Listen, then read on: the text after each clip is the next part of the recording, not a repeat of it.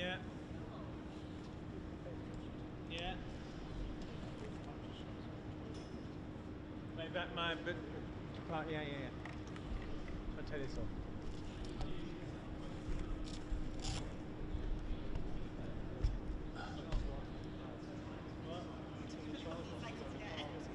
What? Did you put a mask on? I think that's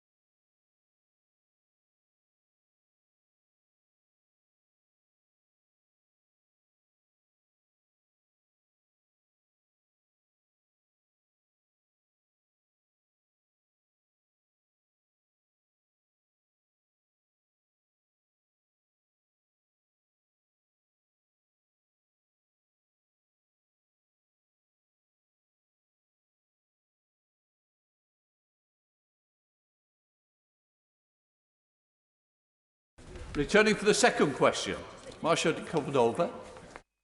Thank you again, Mr. Speaker. The gender pay gap is still sitting at around 15%. At the current rate of progress, over 8 million women working today will retire before they see equal pay. This sends a message to women that this government is happy to turn back the clock on women's equal pay. I'm going to ask the Minister a straightforward question, yes or no. Will she restart gender pay gap reporting April next year? Our focus is making sure that we're helping women during the coronavirus crisis through the furlough scheme, through making sure that there's flexible working and childcare support available, and also making sure we get more women into jobs. My view is we need to address the causes of the gender pay gap, including getting more girls and women studying STEM subjects so they're able to earn higher amounts in their careers. Jones. Mr. Speaker, the impact of the pandemic on unemployment is being felt in every constituency. I believe it's more important than ever to ensure that those living with disabilities are treated equally in the recruitment process. So what steps is my right honourable friend taking to ensure that the protections that support equality throughout the recruitment stay as prominent as we focus now upon recovery? I thank my honourable friend, who is a real champion for disability employment opportunities in his constituency, and as part of our £30 billion plan for jobs, disability provision is embedded throughout our schemes, including in Kickstart, JET, sector-based academies, apprenticeships, the Health and Work programme, IPES and access to work, and we remind employers under the Equality Act they must focus on ability, not health or disability. Let's head over to Wheeling with Mr. Brenda Sharma. Thank you, Mr. Speaker. I will be hosting a national group of experts on decolonizing the British curriculum in January 2021. Will the Secretary of State attend the event to listen into the expert testimonies from the academics regarding this important issue? I thank the honourable gentleman for his question. As I said in a recent debate on this topic, we do not accept the premise that the curriculum in this country is colonised. And so while I am always very interested in hearing the viewpoints about how we can improve the curriculum, there are certain premises which we simply won't accept. Thank you. Going to Pauline Latham in Derbyshire. Pauline Latham. Thank you, Mr. Speaker. What recent steps has the Secretary of State taken with Cabinet colleagues to improve access to sexual and reproductive health services for young people during the COVID-19 outbreak? Minister. Thank you, Mr. Speaker. Sexual and reproductive health services have remained open during the pandemic. Services are maintaining access during this time through scaling up of online services. Guidance from the Faculty of Sexual and Reproductive Healthcare sets out that local pathways for urgent referral for vulnerable groups, including via young people's outreach, should be maintained. Thank you, Mr. Speaker. The HRC report today released on the hostile environment shows just how bad this situation has been over the years, and it's clear the HRC don't have the capacity to launch an inquiry into every piece of legislation that has had its equality compliance questioned. Can the Minister explain what steps are being taken to ensure that future legislation isn't labelled as complying with the public sector duty when it so clearly does not? It's very important that we conduct equality impact assessments, but it's also important that those are kept confidential within government to make sure that there is not a chilling effect and we're able to have an honest debate about achieving equality across all government departments. Andrea Letts. Thank you, Mr. Speaker. My right honourable friend will be aware that more than 500,000 new babies were born during the first lockdown. Can she tell me what assessment she's made for those many women who've had to struggle with juggling childcare responsibilities with going back to work during this very difficult year? Well, first of all, I congratulate my right honourable friend on her important work leading the Early Years Healthy Development Review. I completely agree with her that we need to make sure that people are protected during the lockdown, but they are also helped as we recover from COVID to find better childcare options and better flexible working options, and I'm working closely with the BEIS Secretary of State to help achieve that. We're going to start questions to the Prime Minister. I will call the Prime Minister to answer the engagements question. I will then call Mr Lawrence Robertson to ask his supplementary. Prime Minister. Good morning, Mr Speaker. I hope very much our connection works today. This is my last day of virtual meetings with ministerial colleagues and others before I come out of isolation. In addition to my virtual meetings and duties in this House, I shall have further such meetings later today. We're now going across to Lawrence Robertson in Tewkesbury. Lawrence Robertson. Thank you, Mr Speaker. Can the Prime Minister guarantee that in any agreement he reaches with the European Union, that British sovereignty will be protected for the whole of the United Kingdom, and that the UK will exit the transitional period on the 31st of December as a whole? Prime Minister. Yes, indeed. I can make that guarantee, Mr Speaker, and our position on fish hasn't changed. We'll only be able to make progress if the EU accepts the reality that we must be able to control access to our waters. And it's very important at this stage to emphasise that point. The Leader of the Opposition, the Right Honourable Keir Starmer. Thank you, Mr Speaker. Today is International Day for the Elimination of Violence Against Women and Girls. On average, a woman is killed by a man every 3 days in this country. It's a shocking statistic. And sadly, the pandemic has seen a significant increase in domestic abuse. I'll join those marking this day, and I'm sure the whole House would agree we need to do far more to end domestic violence. Mr Speaker, the Prime Minister may remember that in August of last year, he wrote the foreword to the Ministerial Code. It says, and I quote, "There must be no bullying, no harassment, no leaking, no misuse of taxpayers' money, no actual or perceived conflicts of interest." That's 5 promises in 2 sentences. How many of those promises does the Prime Minister think his ministers have kept? Prime Minister. Well, Mr Speaker, I believe that the ministers of this government are working hard and overall doing an outstanding job in delivering the people's priorities, and that's what we will continue to do. And I think if he waits a little bit longer today, he'll hear some of the ways in which this government is going to be taking this country forward with one of the most ambitious programs of investment in infrastructure, in our schools, our hospitals, for generations. And if he wants to make any particular allegations about individual ministers or their conduct, then he's welcome to do so. And the floor is his. Keir Starmer. Mr Speaker, I didn't really hear an answer there. So why don't we go through these commitments in turn, starting with bullying and harassment. The now former independent advisor on ministerial standards concluded that the Home Secretary's behaviour was, in his words, in breach of the ministerial code, and he said can be described as bullying, which, Mr Speaker, means intimidating or insulting behaviour that makes an individual feel uncomfortable, frightened, less respected or put down. What message does the Prime Minister think it sends that the independent advisor on standards has resigned, but the Home Secretary is still in post? Prime Minister. Mr Speaker, the Home Secretary, Sir Alex's decisions are entirely a matter for him, but the Home Secretary has apologised for any way in which her conduct fell short. And frankly, Mr Speaker, I make no apology for sticking up, for standing by a Home Secretary who, as I said just now, is getting on with delivering on the people's priorities, putting already 6,000 of the 20,000 more police out on the street to fight crime, instituting in the teeth of very considerable resistance a new Australian-style points-based immigration system. She's getting on with delivering what I think the people of this country want. She's showing a steely determination, and I think that's probably why his side continue to bash her.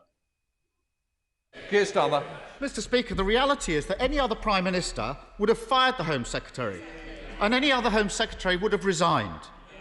So I think we'll chalk that up as one broken promise. On to the next. No leaking.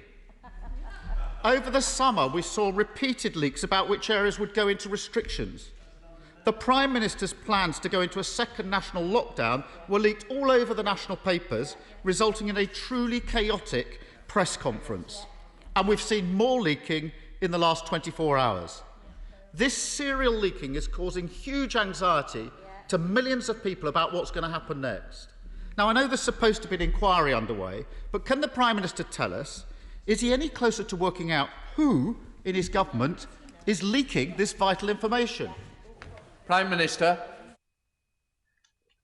Mr. Speaker, I've already told you that as soon as we have any information about anybody leaking, we'll bring it to the House. But I may say, I think the right honourable gentleman is really concentrating on trivia, when what the people of this country want is to see his support and the support of politicians across the House for the tough measures that we're putting in to defeat coronavirus. He makes various attacks on, I think, on my leadership and the handling of the ministerial code. I take them a lot more seriously, frankly, Mr. Speaker, if the Leader of the Opposition could explain whether or why the right honourable gentleman, the member for Islington North, is still a member of the Labour Party.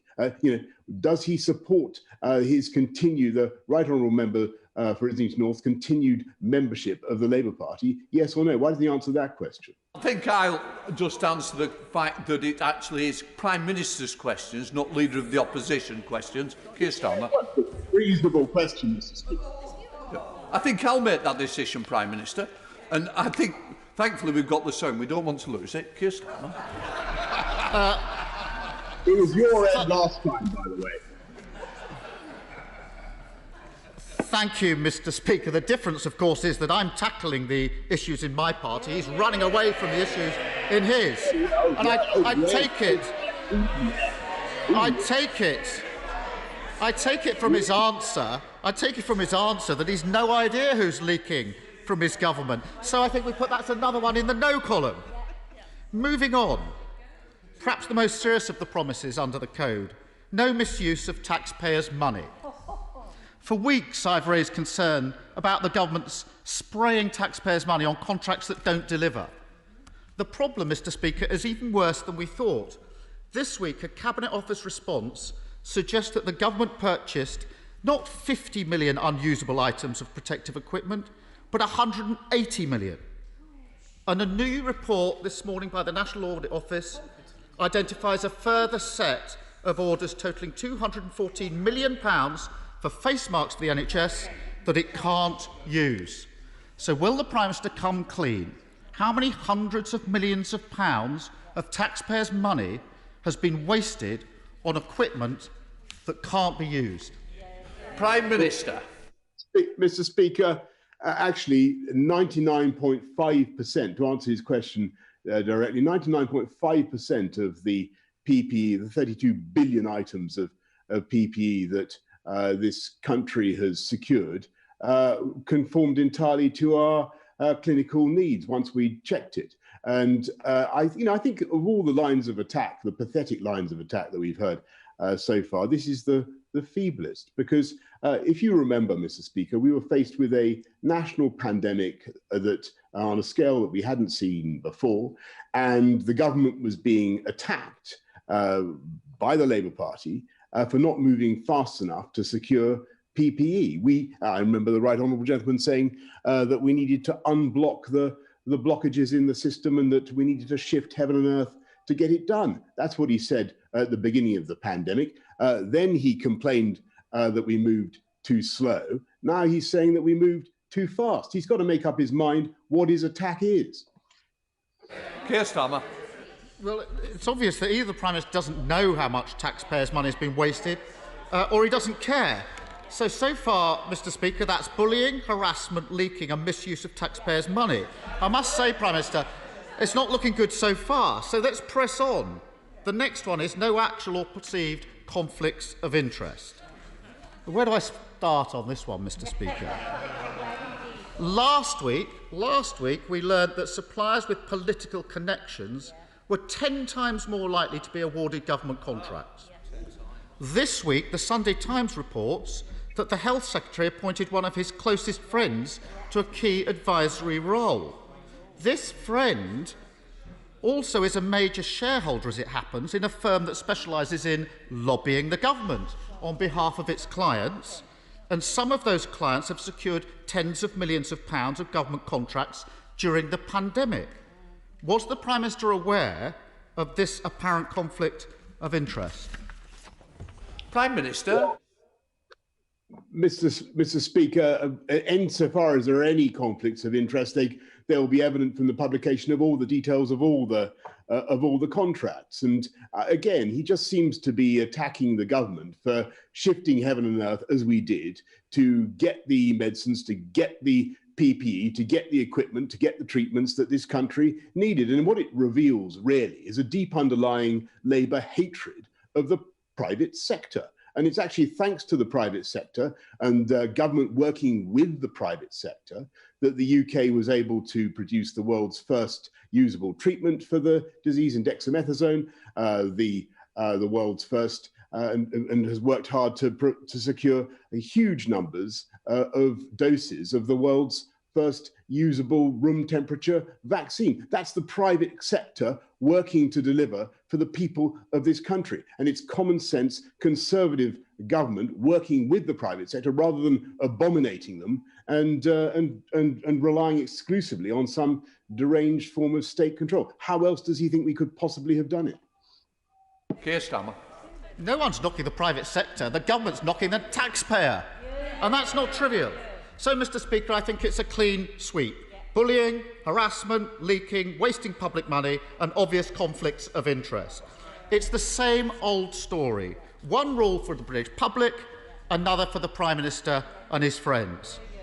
Just look at the contrast between his attitude to spraying public money at contracts that don't deliver and his attitude to pay rises for the key workers who kept the country going during this pandemic. If you've got a hotline to ministers, you get a blank cheque. But if you're on the front line tackling COVID, you're picking up the bill. So will the Prime Minister finally get his priorities right, stop wasting taxpayers' money and give police officers, firefighters, care workers and other key workers the pay rise they so obviously deserve? Prime Minister. Mr. Speaker, it's this party and this government that has given key workers, public sector workers, above inflation pay rises this year, as he knows, for police, for the army, for nurses are now getting 12.6% more than they were 3 years ago. And it is this government that will continue to increase the living wage, as he will discover if you just contain his impatience just for a few minutes. Indeed, it's this government that has not only delivered free school meals and vast increase in spending on development around the world, but has looked after the poorest and the neediest. And one of the most important facts about the coronavirus package, the £200 billion package of support that the Chancellor has devised for lives and livelihoods across the country, is the benefits for overwhelmingly prioritise the poorest and neediest in the country. And the reason we can do that is because we have a government that understands how to run a strong economy and to makes sure that it takes the tough decisions now that will allow our economy to bounce back. And that's what this government is doing. Laura Trott. Thank you, Mr. Speaker. Can I welcome the promised increase in education funding? And I look forward to hearing the detail this afternoon. Can I ask the Prime Minister that some of this money is spent on school building repairs, particularly for voluntary controlled and multi-academy trusts, such as Orchards Academy and West Kingsdown in my own constituency? These types of schools were unable to apply for the most recent round of funding and are in urgent need of repair. Prime Minister. Yes, indeed, Mr. Speaker. And that's why we've allocated an additional £560 million this year for essential maintenance and upgrades in the school estate, on top of more than £1.4 billion. And in Kent, £20 million is going to Kent Local Authority, including West Kingsdown Church of England Primary School, and nearly £6 million to Kemnall Academies Trust. Mr. Speaker, and I would encourage my honourable friend to continue her excellent campaign. Let's head up to Scotland with Leader of the SNP, Ian Blackford. Ian Blackford. Thank you, Mr. Speaker. Protecting the foreign aid budget has long been a source of unity and agreement across this House and indeed across the four nations of the United Kingdom. At the last general election, every major party recommitted to that moral mission of helping the world's poorest and most vulnerable.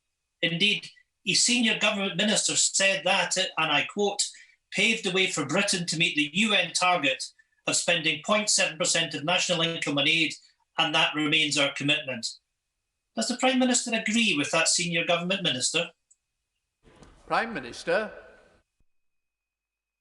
Speaker, listening to members opposite talking about the 0.7, you'd think that they'd invented it. It was the Conservative government that instituted, and I think this country can be incredibly proud of what we have delivered for the poorest and neediest people in the world. That will continue. We're one of the, on any view, where this country is one of the biggest investors overseas, or donors overseas in all its forms. I think we're the second biggest in the G7 on any view, in whether in percentage terms or in cash terms, and that will continue. We've seen a massive increase, as the House will know, in spending on our collective overseas commitments. And by the way, the Right Honourable Gentleman will know that is of huge benefit also to Scotland, where East Kilbride, there are people who do a fantastic job in development overseas. Returning to Scotland, Ian Blackford. Thank you, Mr. Speaker, and I'm glad that the Prime Minister seemed to agree with the quote, because the words I quoted were his. It's exactly what he told the House of Commons less than 6 months ago, and I can take it that the briefing that's gone on won't be true, that the 0.7% will remain in place. And Mr. Speaker, we need to recognise that the COVID-19 is a global pandemic, and whilst we're all in the same storm, some nations have better life rafts. The World Bank estimate that the pandemic will push an estimated 88 to 150 million people into extreme poverty.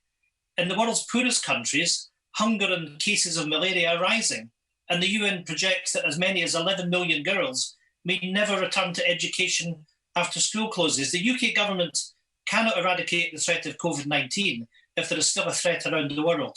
So does the Prime Minister agree with me that keeping the commitment of 0.7% is not only the right thing to do morally, but it is the sensible thing to do in helping with the eradication of COVID-19?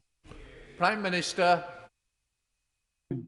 Of course, I agree that the UK should be playing a leading role in eradicating COVID-19 around the world. And that's why one of the wonderful features of the Oxford AstraZeneca vaccine, if it is approved, is that it's going to be sold at cost to partners around the world. And I wonder whether he knows quite how much the UK has already given to COVAX, to the Global Vaccine Alliance. I can tell him it's more than virtually any other country in the world. We should be proud in this country of what we're doing. I think about $800 million to support COVAX, to say nothing of what we're doing with Gavi and CEPI and other organizations. We are in the lead in promoting, not just inventing vaccines, but in making sure that the poorest and neediest around the world get those vaccines. And I think the people in this country should be very proud of what they're doing.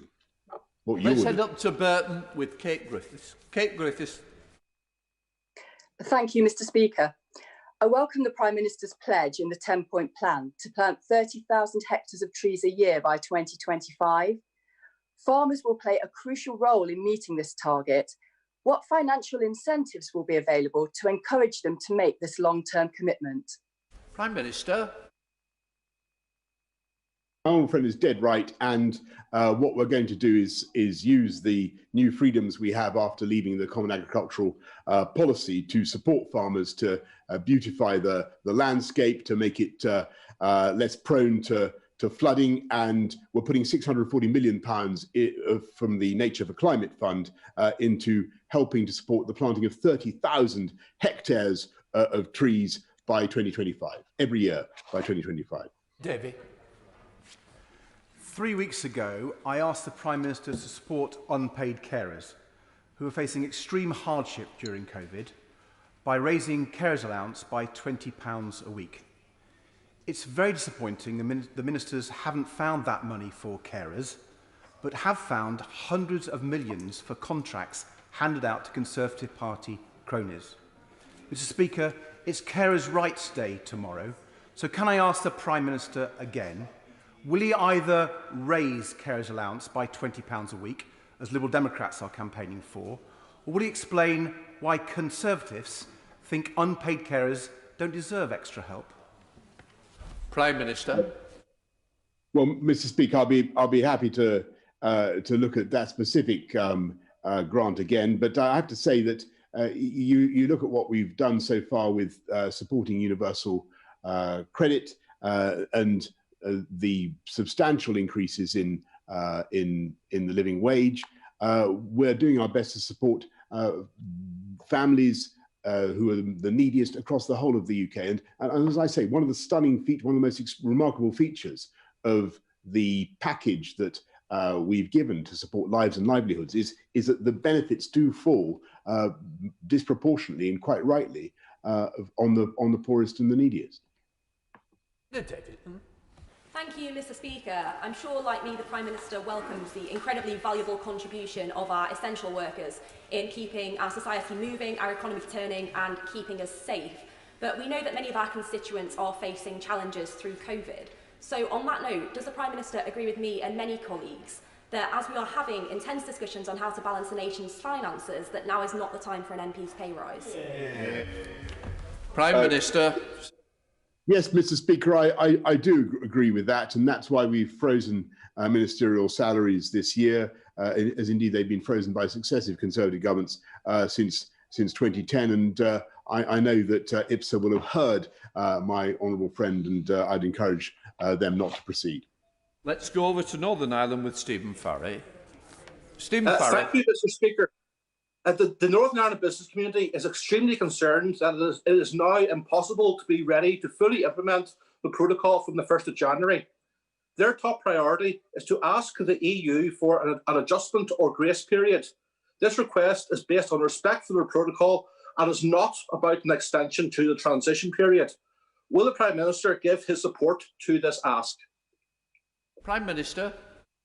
Mr. Speaker, of course, we're not going to extend the transition period, but we want to make practical arrangements to help businesses in Northern Ireland. And we've agreed, for instance, a one-year adjustment period, so there's no disruption to the flow of medicines. And we've already launched a 200 million trader support service to help agri-food businesses and others. And that's going to, more details will be announced shortly, Mr. Speaker. Thank you, Mr. Speaker. Flood risk from new development is a key concern for many of my constituents, highlighted by a case in Ickford, where developers promised that flood risk would be a once-in-a-100-year eventuality, yet the village has flooded 3 times this year alone. With that in mind, will my right honourable friend commit to seriously beefing up the way flood risk is assessed and treated as part of the planning process? Prime Minister. Well, I have deep sympathy, Mr. Speaker, for his constituency in Ickford and the flooding they've suffered. I know Ickford. What I can say is it's very important that local authorities do follow the rules in making their planning decisions. I'm sure he would agree. And we're making a huge £5.2 billion investment in flood defences to protect the 300,000 homes that are at risk across the country. Mr. Speaker, the Greater Manchester Metrolink tram system cuts carbon emissions, improves air quality and reduces congestion on our roads. As part of the post-COVID recovery plan, will the Prime Minister commit funding to extend the tram network from East Didsbury to Stockport Town Centre in order to improve access and give much-needed support to businesses and communities in my constituency? Prime Minister. I'm grateful to the honourable gentleman. I will study the plan he proposes with care, though I should tell him that there is already a massive infrastructure programme underway already, and it may be that as the Chancellor will shortly announce, and it may be that in due time the scheme he proposes could benefit from those investments. Let's head to Romford with Andrew Rosendale. Andrew Rosendale. Thank you, Mr. Speaker. With the London area potentially entering stricter Tier 3 or Tier 2 lockdown measures, and the devastating consequences this will have to bring on jobs, livelihoods, businesses, and indeed the effects on physical and mental health, as the Prime Minister is committed to following the evidence, will he agree to a full public cost-benefit analysis on its impact on our economy and public health before he introduces anything that will lead to years of economic harm that could end up being worse on people's lives than the virus itself? Minister. Yes, I have a high regard for my honourable friend, and he's right to call attention to the dangers and the damage that lockdowns can do. Of course, they have to be weighed against the damage to health that's caused by a wave of coronavirus that drives out all other patients from our hospitals and affects the health of non-COVID patients as well, so very badly. We will of course be setting out an analysis of the health, economic and social impacts of the tiered approach and the data that supports the tiering decisions as we have done in the past. Thank you, Mr. Speaker. When 72 Londoners burned to death at Grenfell because of a cladding defect, we all said, never again. But for hundreds of thousands, the living nightmare of waking watch and the non-existent EWS1 form continues. So will the Prime Minister commit that no leaseholder anywhere should foot the bill for what's no fault of their own, and make good on the 2017 CLG Secretary's promise to end this neo-feudal absurdity of a tenure once and for all? Prime Minister. Yes. Well, Mr. Speaker, she's right to call attention to the difficulties that many people are facing because of the EWS1 form, and I sympathise very much with them. Mortgage companies should realise that they are not necessary for buildings under 18 metres, and it's absolutely vital that they understand that. Whilst we get on with the work of removing cladding from all the buildings we can, and that's what this government is continuing to do. Thank you, Mr. Speaker. I welcome plans for a green industrial revolution, particularly commitments to public transport.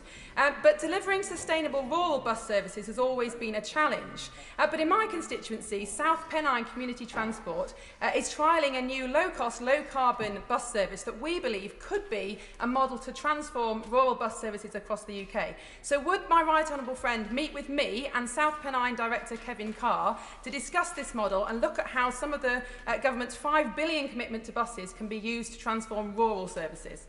Prime Minister.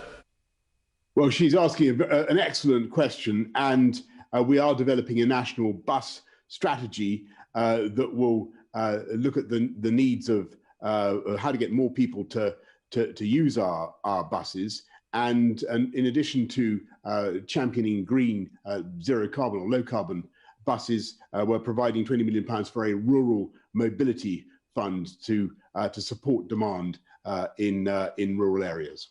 Reeves. Thank you, Mr. Speaker. Food bank use in my constituency has been increasing steadily as working families, including public sector key workers, struggle to make ends meet. Can the Prime Minister therefore tell us whether he thinks the median pay of teaching assistants of just under £14,000 and nursing auxiliaries of £18,000 is enough to live on? And I'll ask the Prime Minister again, instead of delivering a public sector pay freeze later today, will he instead give these key workers a well-deserved pay rise?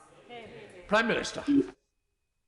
She's right to value key workers and the amazing job that they do, particularly teachers and teaching assistants. And they've done a fantastic work in getting our kids back into school over the last few months, and they continue to do an amazing job. And I'm proud actually of the work we've done, not just to increase public sector pay with inflation busting package in July for the third year running, but also for what we're doing to support the record increases in the living wage, delivered, Mr. Speaker, by a Conservative government, invented by a Conservative government, because Conservative governments can do these things because we understand how to run a strong economy. Thank you, Mr. Speaker. Lincolnshire has one of the highest populations of veterans in our country, and as such, can I warmly welcome the recent announcement to boost funding for our armed forces. Does the Prime Minister agree that one of the best ways in which we can help our veterans is to encourage employers to hire a hero? Prime Minister. Absolutely, Mr. Speaker, and I thank my honourable friend for the campaigns that he's running to support veterans, and we support schemes such as that run by Jerry Hill and his team at Hire a Hero, and we are encouraging businesses to hire veterans with a new national insurance tax break for businesses that do so, and of course making it easier for veterans to join the civil service. Thank you, Mr. Speaker. Bio Yorkshire will place York at the heart of the global bioscience economy. It will cut carbon by 2,800 kilotons, create 4,000 green-collar jobs, upskill 25,000 workers and return £5 billion to the Treasury. The government are supportive but are delaying investment until at least the devolution deal. Unemployment in York is soaring. We need this investment now. Will he start the recovery by investing in Bio Yorkshire? Prime Minister. Mr. Speaker, as she knows, the government is committed to the 10-point plan for a green industrial revolution, which will generate 250,000 jobs across the country just in the immediate term. I hope very much that Bio Yorkshire will be amongst the beneficiaries, and I can't see any reason why it should not. Hammond. Thank you, Mr. Speaker. The news of the COVID vaccine is great for both my constituents in Wimbledon and across the country. But I believe when my constituents get sick, they should have the right to the highest quality access to healthcare. And the plans to improve and invest in St Helier Hospital would do just that. Would the Prime Minister work with me to ensure that those plans are brought forward as quickly as possible, despite the opposition from local Labour politicians? Prime Minister. Yes, indeed, Mr. Speaker, and how typical of Labour of politicians locally to oppose what they call for nationally. I'm proud that we're going ahead with a brand new state-of-the-art hospital that's going to be built in Sutton, and with most services staying put in a modernised buildings at Epsom and St Helier. The new hospital will come as part of the government's commitment, as I say, to build 48 hospitals by 2030 in the biggest hospital building programme of a generation. Let's head to the goer with Tony Antoniazzi. Thank you, Mr. Speaker. Thank you, Mr. Speaker. In the summer, we stood on our doorsteps and clapped for all of our key workers.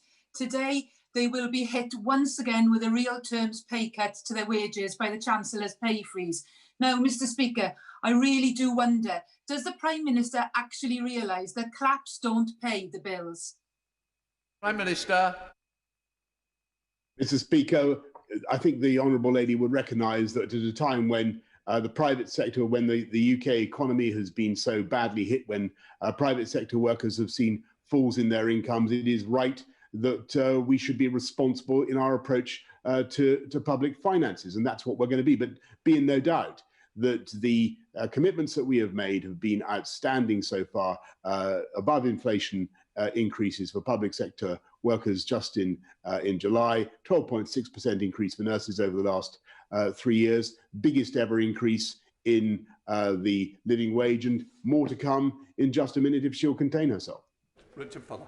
Mr. Speaker, last month, Year 6 students at the Edward Peake Church of England Middle School in Biggleswade wrote to me about the impact of lockdown and their ideas for promoting a healthier planet, including encouraging people not to put waste into the sea, planting more trees and building more electric cars, making more nature reserves and cleaning up the waterways, encouraging more local electricity production and reducing air pollution so children can see the stars. So will the Prime Minister join me in thanking the students and their teacher, Miss Twitchett, and tell the House if their ideas can play a part in his green plan?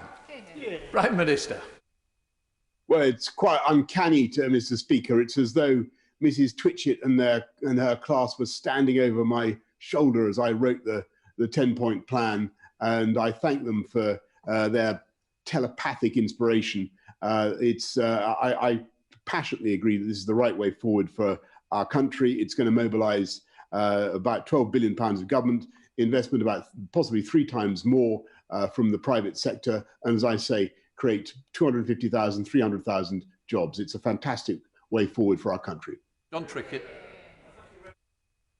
I'm sure that the Prime Minister will share the pleasure which all of us have in the great engineering skills which are displayed in our country, especially in the north. And that one of the great jewels in the crown are the engineers at Rolls-Royce. But is he aware that Rolls-Royce are about to offshore 350 jobs for the north of England? That will be a devastating blow to that part of the country and remove part of our national industrial infrastructure. Does he agree that the campaign of the workforce is in the national interest to retain those jobs in our country? And finally, will he use everything in his power to ensure that that offshoring does not take place? Prime Minister. Can I just say to the honourable gentleman, he's so right to support Rolls-Royce, one of the great companies in our country, and we want to make sure. Obviously, Rolls is suffering at the moment from the problems in the aerospace sector, the fact that no one is flying. When you make a lot of your money from servicing aero engines, as Rolls-Royce does, it's a very difficult time at the moment. We're keen to work with Rolls to ensure that Rolls-Royce, to ensure that company has a long-term future as a great British company. And he's making an excellent point, and I can assure him that the government is on it. That's it. Speaker, I'm aware there are obviously no perfect options at the moment, but can I raise with the Prime Minister the issue of pubs and bars who will be affected by the Tier 2 restrictions? Many of these, such as Yorkshire Ales in Snaith in my constituency, have invested considerable amounts of money into being COVID secure, and they will now be denied access to their valuable pre-Christmas trade. Can the Prime Minister look again at those Tier 2 restrictions, and if not, look at what other financial support can be offered to those bars and restaurants that cannot offer a substantial food offering during this period? Prime Minister. My honourable friend is completely right about the need to support local business, and particularly in the hospitality sector. And he should know that in addition to the £3,000 grant for businesses that are forced to close, we've got another a grant of £2,100 per month for businesses that in the hospitality and accommodation sector. That's on top of the support that we've given via furlough, obviously, and via business rates and the cuts in VAT, which are obviously intended to support the hospitality sector as well. I am keenly aware of how difficult it is for those pubs, bars, restaurants, hotels that are will face a tough time in the tiers as we come out next week. We will do our level best to support them. I should say we're also giving 1.1 billion to local councils to help them support businesses that are facing difficulties. But I just want to say one thing to the House as we come out of the lockdown. The way forward is not just through the vaccine, which we hope we will be able to start rolling out in the course of the next few weeks and months, but it's also this prospect of mass community testing. And I want to pay tribute to the people of Liverpool who have really stepped up, and in huge numbers, hundreds of thousands of people in Liverpool have been tested, and that seems to have helped to drive the virus down in Liverpool. And we want to see that type of collective action stepping up to squeeze the disease happening across the country. So and that, I think, is a real way forward that will enable the hospitality, accommodation, hotel sector to come out of these restrictive measures quicker than has been recently possible. We've got two new very important scientific developments. That is to answer the question, Prime Minister. I'm very pleased that the House of Commons has been able to help deliver an improvement to the sound and vision from number 10 today. But we'd like our kit back this afternoon, Prime Minister. Right, in order to allow the safe exit of honourable members participating in this item of business and the safe arrival of those participating in the next, I'm suspending the House for 3 minutes. Order.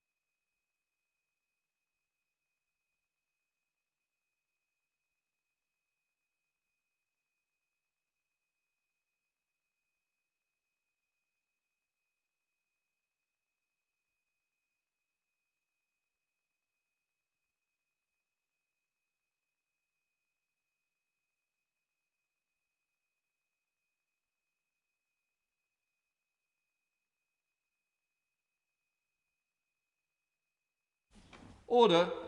I'm very pleased that the House of Commons has been able to help deliver an improvement to the sound and vision. Oh, that's from number 10, I think. Before I call the Chancellor of the Exchequer, I've already got that one in. I think I might push me up. Before the Chancellor of the Exchequer addresses the Chamber, I'd like to point out that the British Sign Language interpretation of the statement is available to watch on the parliamentarylive.tv. I now call the Chancellor of the Exchequer to make a statement. Chancellor.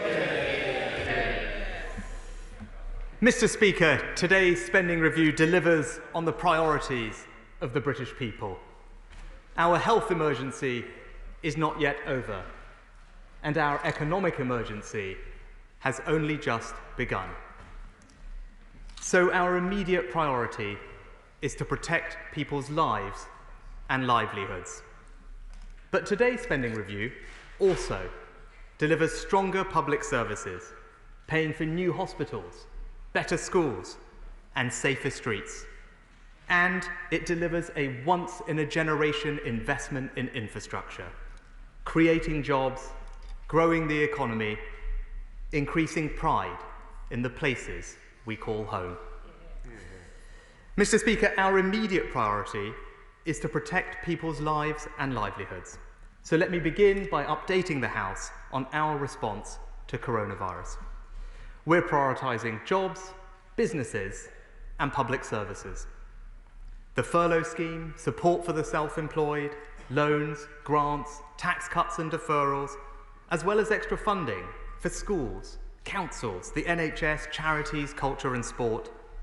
Today's figures confirm that taken together, we are providing £280 billion to get our country through coronavirus. Next year, to fund our programmes on testing, PPE, vaccines, we are allocating an initial £18 billion. To protect the public services most affected by coronavirus, we are also providing £3 billion to support NHS recovery, allowing them to carry out up to 1 million checks, scans and operations. Over £2 billion to keep our transport arteries open, subsidising our rail networks. Over £3 billion to local councils, and an extra £250 million to help end rough sleeping. And while much of our coronavirus response is UK-wide, the government is also providing £2.6 billion to support the devolved administrations in Scotland, Wales and Northern Ireland. Taken together, next year, public services funding to tackle coronavirus will total £55 billion. Mr. Speaker, let me turn to the OBR's economic forecasts. And can I thank the new chair, Richard Hughes, and his whole team for their work. The OBR forecasts the economy will contract this year by 11.3%, the largest fall in output for more than 300 years. As the restrictions are eased, they expect the economy to start recovering, growing by 5.5% next year, 6.6% in 2022, then 2.3%, 1.7% and 1.8% in the following years. Even with growth returning, our economic output is not expected to return to pre-crisis levels until the fourth quarter of 2022. And the economic damage is likely to be lasting. Long-term scarring means in 2025, the economy will be around 3% smaller than expected in the March budget. Mr. Speaker, the economic impact of coronavirus and the action we've taken in response means that there has been a significant but necessary increase in our borrowing and debt. The UK is forecast to borrow a total of £394 billion this year, equivalent to 19% of GDP. The highest recorded level of borrowing in our peacetime history. Borrowing falls to £164 billion next year, £105 billion in 22-23, then remains at around £100 billion, 4% of GDP, for the remainder of the forecast. Underlying debt, after removing the temporary effect of the Bank of England's asset purchases, is forecast to be 91.9% of GDP this year. And due to elevated borrowing levels and a forecast persistent current deficit, underlying debt is forecast to continue rising in every year, reaching 97.5% of GDP in 25-26. High as these costs are, the cost of inaction would have been far higher. But this situation is clearly unsustainable over the medium term. We could only act in the way we have because we came into this crisis with strong public finances. And we have a responsibility, once the economy recovers, to return to a sustainable fiscal position. Mr. Speaker, this is an economic emergency.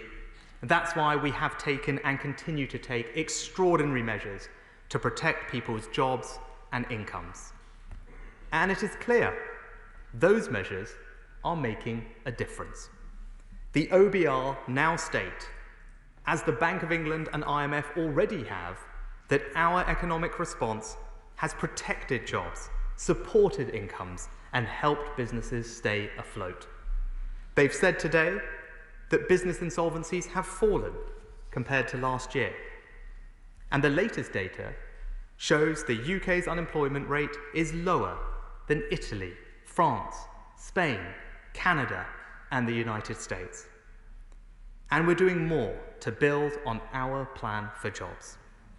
I'm announcing today nearly £3 billion for my right honourable friend, the Work and Pension Secretary, to deliver a new 3-year restart programme to help over 1 million people who've been unemployed for over a year find new work. But I've always said, we cannot protect every job. Despite the extraordinary support we've provided, the OBR expects unemployment to rise to a peak in the second quarter of next year of 7.5%, 2.6 million people. Unemployment is then forecast to fall in every year, reaching 4.4% by the end of 2024. Mr. Speaker, today's statistics remind us of something else. Coronavirus has deepened the disparity between public and private sector wages. In the 6 months to September, private sector wages fell by nearly 1% compared to last year. Over the same period, public sector wages rose by nearly 4%. And unlike workers in the private sector who have lost jobs, been furloughed, seen wages cut and hours reduced, the public sector has not. In such a difficult context for the private sector, especially for those people working in sectors like retail, hospitality and leisure, I cannot justify a significant across-the-board pay increase for all public sector workers. Instead, we are targeting our resources at those who need it most. To protect public sector jobs at this time of crisis and ensure fairness between the public and private sectors, I'm taking 3 steps today. First, taking account of the pay review body's advice, we will provide a pay rise to over 1 million nurses, doctors and others working in the NHS. Second, to protect jobs, pay rises in the rest of the public sector will be paused next year. But third, we will protect those on lower incomes. The 2.1 million public sector workers who earn below the median wage of £24,000 will be guaranteed a pay rise of at least £250. What this means, Mr. Speaker, is that while the government is making the difficult decision to control public sector pay, the majority of public sector workers will see their pay increase next year. And we want to do more for the lowest paid.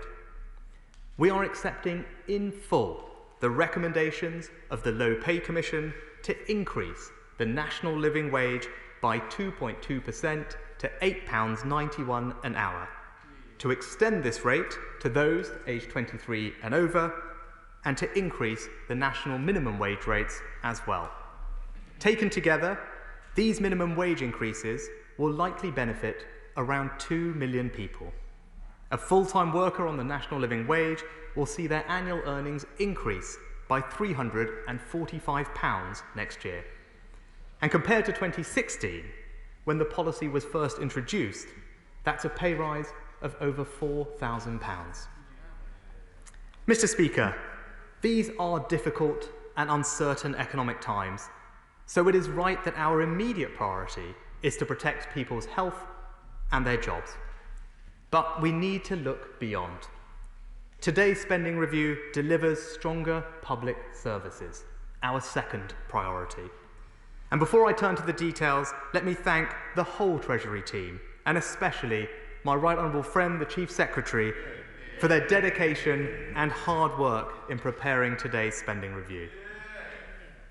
Next year, total departmental spending will be £540 billion. Over this year and next, day to day, departmental spending will rise in real terms by 3.8%, the fastest growth rate in 15 years. In cash terms, day-to-day departmental budgets will increase next year by £14.8 billion. And, Mr. Speaker, this is a spending review for the whole of the United Kingdom.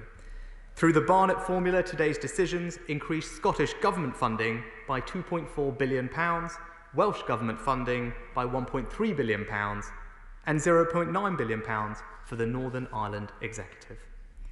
The whole of the United Kingdom will benefit from the UK Shared Prosperity Fund, and over time, we will ramp up funding so that total domestic UK-wide funding will at least match EU receipts, on average reaching around £1.5 billion a year. To help local areas prepare for the introduction of the UK SPF, next year we will provide funding for communities to pilot programmes and new approaches. And we will accelerate 4 city and growth deals in Scotland, helping Tay cities, Borderlands, Moray and the Scottish Islands create jobs and prosperity in their areas. Mr. Speaker, our public spending plans deliver on the priorities of the British people. Today's spending review honours our historic multi-year commitment to the NHS. Next year, the core health budget will grow by £6.6 billion, allowing us to deliver 50,000 more nurses and 50 million more general practice appointments. We're increasing capital investment by £2.3 billion to invest in new technologies to improve patient and staff experience, replace ageing diagnostic machines like MRI and CT scanners, and fund the biggest hospital building programme in a generation, building 40 new hospitals and upgrading 70 more. We're investing in social care too. Today's settlement allows local authorities to increase their core spending power by 4.5%. Local authorities will have extra flexibility for council tax and adult social care precept, which together with £300 million of new grant funding gives them access to an extra £1 billion to fund social care. And this is on top of the extra £1 billion social care grant we provided this year, which I can confirm will be maintained. To provide a better education for our children, we're also getting on with our 3-year investment plan for schools. We'll increase the schools budget next year by £2.2 billion, well on the way to delivering our commitment of an extra £7.1 billion by 22-23. Every pupil in the country will see a year-on-year funding increase of at least 2%. And we're funding the Prime Minister's commitment to rebuild 500 schools over the next decade. And we're also committed to boosting skills with £291 million to pay for more young people to go into further education, £1.5 billion to rebuild colleges, £375 million to deliver the Prime Minister's Lifetime Skills Guarantee and extend traineeships, sector-based work academies and the National Career Service, as well as improving the way the apprenticeship system works for businesses. And we're also making our streets safer. Next year, funding for the criminal justice system will increase by over £1 billion. We're providing more than £400 million to recruit 6,000 new police officers, well on track to recruit 20,000. And £4 billion over 4 years to provide 18,000 new prison places. New hospitals, better schools, safer streets. The British people's priorities are this government's priorities. Mr. Speaker, today's spending review strengthens the United Kingdom's place in the world. This country has always and will always be open and outward-looking, leading in solving the world's toughest problems. But during a domestic fiscal emergency, when we need to prioritise our limited resources on jobs and public services, sticking rigidly to spending 0.7% of our national income on overseas aid is difficult to justify to the British people, especially when we're seeing the highest peacetime levels of borrowing on record.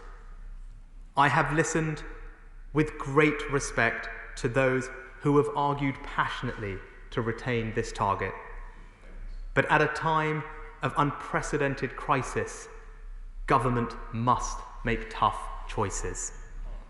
I want to reassure the House that we will continue to protect the world's poorest, spending the equivalent of 0.5% of our national income on overseas aid in 2021, allocating £10 billion at this spending review.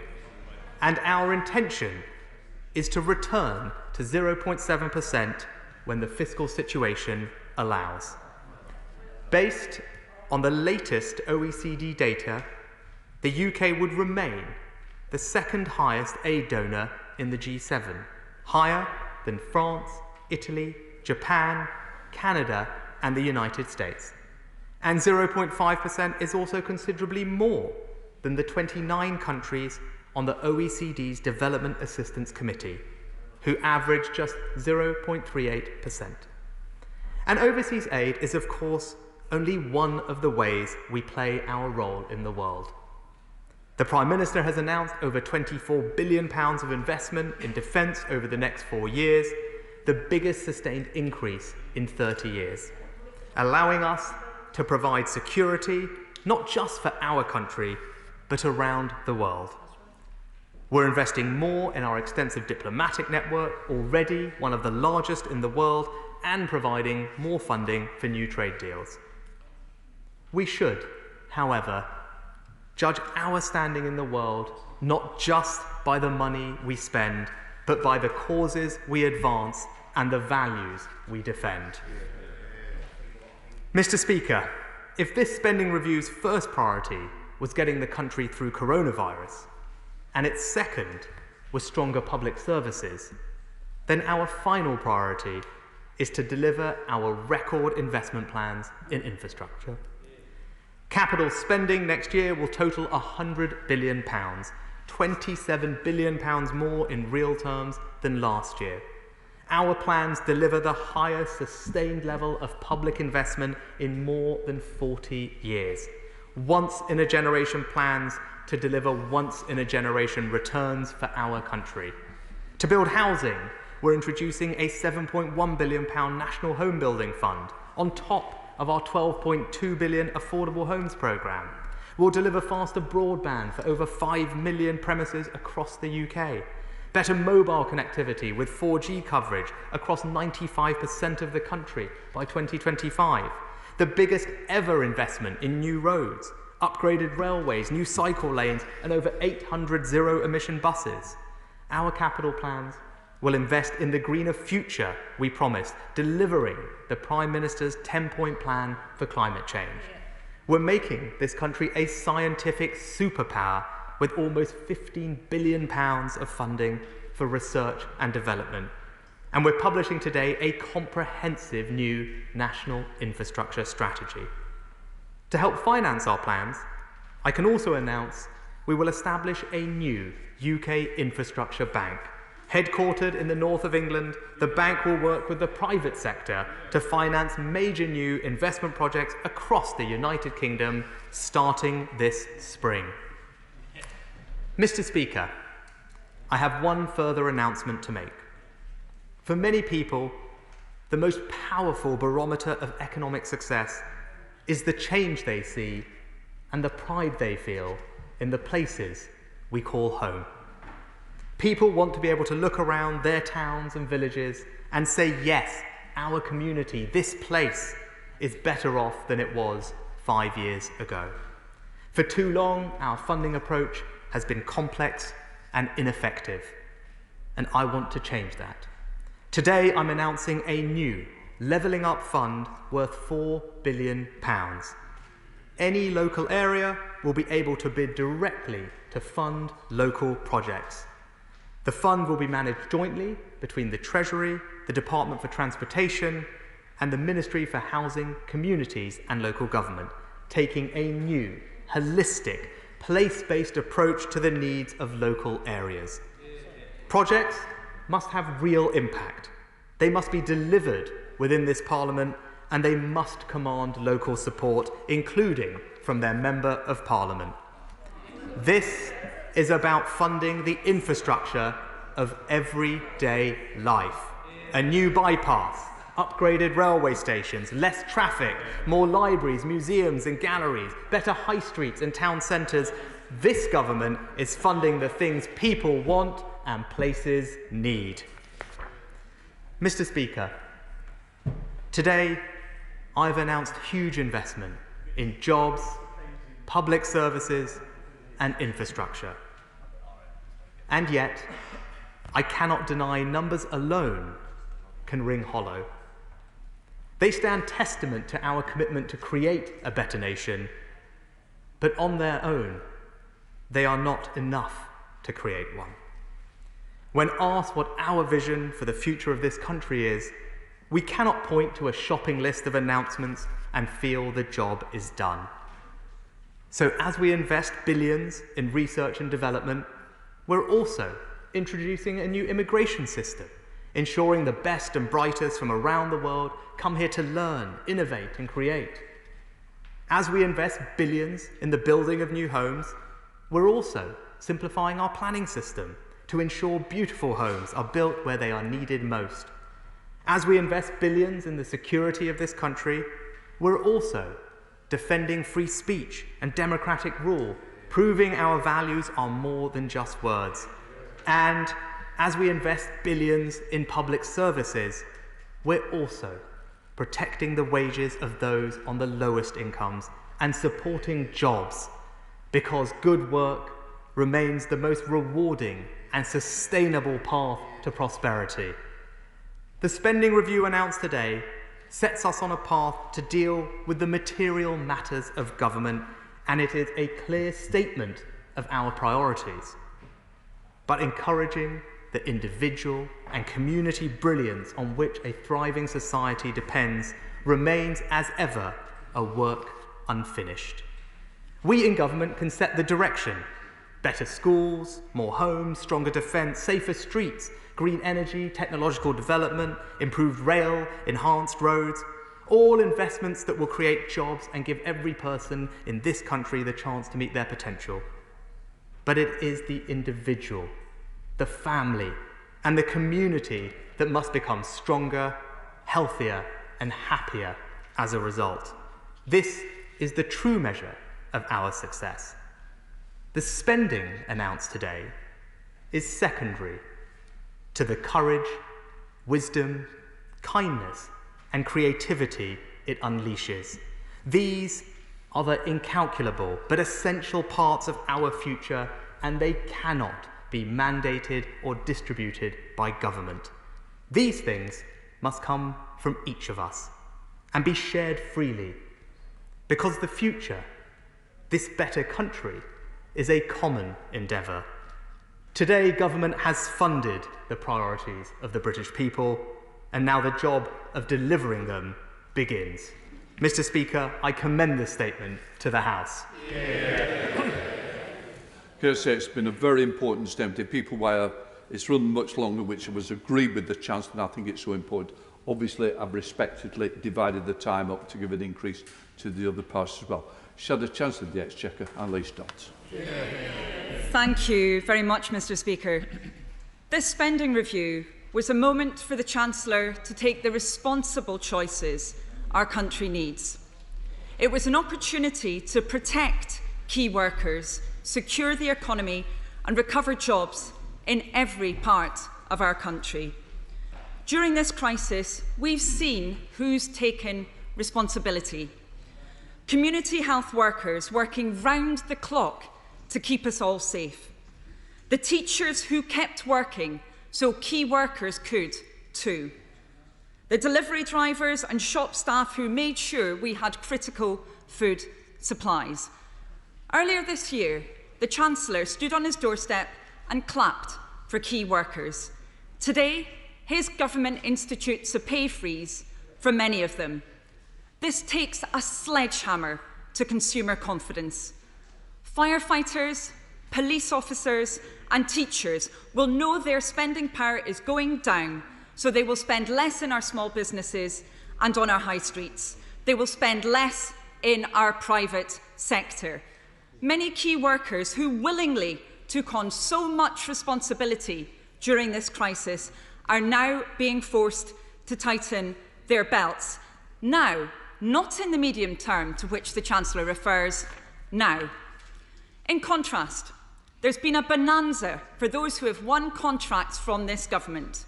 Companies with political connections have been 10 times more likely to win government contracts. So many businesses have worked tirelessly through this pandemic to support local communities, keep critical supplies going, and to produce drugs and vaccines at cost price in AstraZeneca's case, working with some of our country's best scientists. But in its response to this pandemic, the Conservative government has wasted and mismanaged public finances on an industrial scale.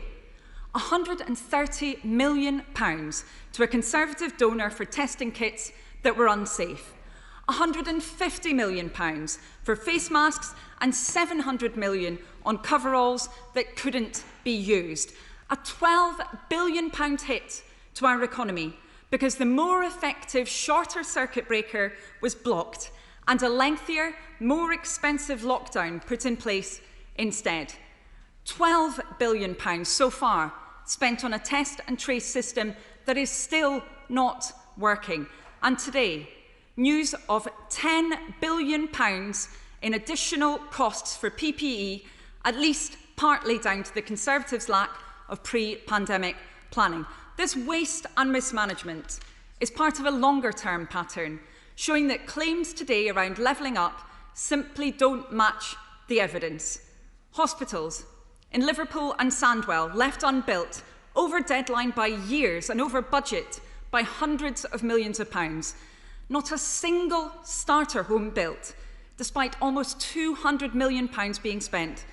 Northern Powerhouse Rail, still not even approved, 6 years after being announced. The courts modernisation programme, 3 years behind schedule, letting victims down up and down this country. People in the north, more likely to have been made redundant during this crisis, holding everything else equal. Photo calls aren't enough. We need delivery, like Liam Byrne's promotion of green manufacturing in the West Midlands and the work of Labour mayors and councils across the country. And we need a government in Westminster that takes its responsibility towards all 4 nations seriously. That means informing the Finance Minister of Northern Ireland about the shorter timescale for this spending review ahead of time and fulfilling the New Decade, New Approach commitments. It means doing the right thing by the people of Wales to repair flood damage and make safe legacy coal tips. It means ending the barney between Westminster and Holyrood and instead working together in partnership to protect jobs and livelihoods.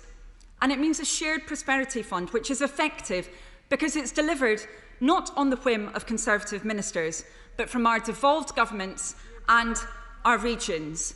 The Levelling Up Fund, the Chancellor just announced, his rabbit out of the hat, yet again involves MPs, just as with the Beechings reopening programme, going to ministers and begging for support for their areas, rather than that change being driven from local communities. So much, Mr. Speaker, for taking back control. This is about the centre handing over support in a very top-down manner. Now, Labour has been clear about the responsible choices we wanted the Chancellor to make today, to recover jobs, retrain workers and rebuild businesses. To recover jobs, Labour called for £30 billion of capital spending accelerated into the next 18 months, focused on green initiatives, supporting 400,000 jobs and bringing us in line with countries like France and Germany. This government's ambition is for half that number of new jobs. To retrain workers, we needed an emergency programme to support people back into work, but Kickstart has been slow to get started, and the skills offer for those over 25 won't start until April. The Chancellor said at the beginning of his speech that our economic emergency has only just begun. Try telling that to people who've been out of work since March. And Restart, announced today, must meet 3 key tests to be effective. It should help people who need it most, not cherry-pick. It should be up and running as soon as possible, yet it appears only a fraction of Restart funding will be available next year. And Restart must involve local actors who know their communities, not be imposed from Whitehall. And of course, job search support ultimately only works if sufficient new jobs actually exist. That's why we needed ambitious action to boost our economy and to support our businesses. To rebuild business, we called for a national investment bank, and I welcome the announcement of a new UK infrastructure bank, having lost valuable years since the Green Investment Bank was sold off. Now the Chancellor must boost its firepower, and he must deliver on his department's responsibility for the drive to net zero. We've known since the Stern report that the climate crisis is the biggest long-term threat to our economy. Yet far too often, this spending review locks us into a path that will make the transition to net zero harder, not easier, locking our economy out of the green jobs of the future. To rebuild business, the Chancellor also needs to listen to business. We're less than a week from the end of the lockdown, yet we've heard nothing about whether extra support will be provided through the additional restriction support grant for areas subject once again to tough restrictions. And the Chancellor is still threatening employers with an increased contribution to furlough in January at the worst possible time for increasing and building confidence. Mr. Speaker, in less than 40 days, we're due to leave the transition period, yet the Chancellor didn't even mention that in his speech. There's still no trade deal. So does the Chancellor truly believe that his government is prepared and that he's done enough to help those businesses that will be heavily affected? Will he take responsible action also to help those excluded from government support? Why is he still refusing to make the speedy fixes to universal credit Labour has advocated, which would aid the self-employed? And why won't he provide families with certainty by ensuring the increase in universal credit is continued beyond April? The IMF has made clear time and time again that now would be the worst time to slam on the brakes and put the car into reverse. They've called for a meaningful additional push from our government to maintain fiscal support until the recovery is on a sound footing. The UK's GDP is 10% smaller now than it was at the end of last year. We've seen the worst downturn in the G7. We needed ambitious action today to stimulate growth and maintain demand. And we needed this government to take responsibility for the real reasons why people and communities are being held back up and down our country. Over the last 10 years, child poverty has risen by 600,000. We've had the worst decade for pay growth in 8 generations. The cost of childcare has risen twice as fast as wages. The number of young apprentices has plummeted. Last quarter, we saw the highest level of redundancies on record. Social care is an increasing crisis, and despite his party's manifesto promising a long-term solution, we're still waiting. In the press, it was trailed that the Chancellor would be moving 20,000 jobs out of London, yet cuts to local authorities over the last 10 years have seen 240,000 jobs lost, 12 times that figure, with the hardest hit communities often those in the North, Midlands and South West. Today, the Chancellor could have matched his government's promise to do whatever is necessary to support local authorities through this crisis. He did not, and yet again, he showed his government's lack of confidence in its own measures by failing to provide an equality impact assessment. Mr. Speaker, the measure of this government won't be the number of press releases it issued during this crisis or the number of pictures it published on Instagram. It will be the responsible action it took or didn't take for the sake of our country. Next year, the eyes of the world will be on the UK as we assume the presidency of the G7 and of the UN Security Council and host the COP26 summit. Yet now is the time. The Chancellor has turned his back on the world's poorest by cutting international aid. It's in Britain's national interest to lay the foundations for economic growth across the world. No wonder many British businesses have condemned his move.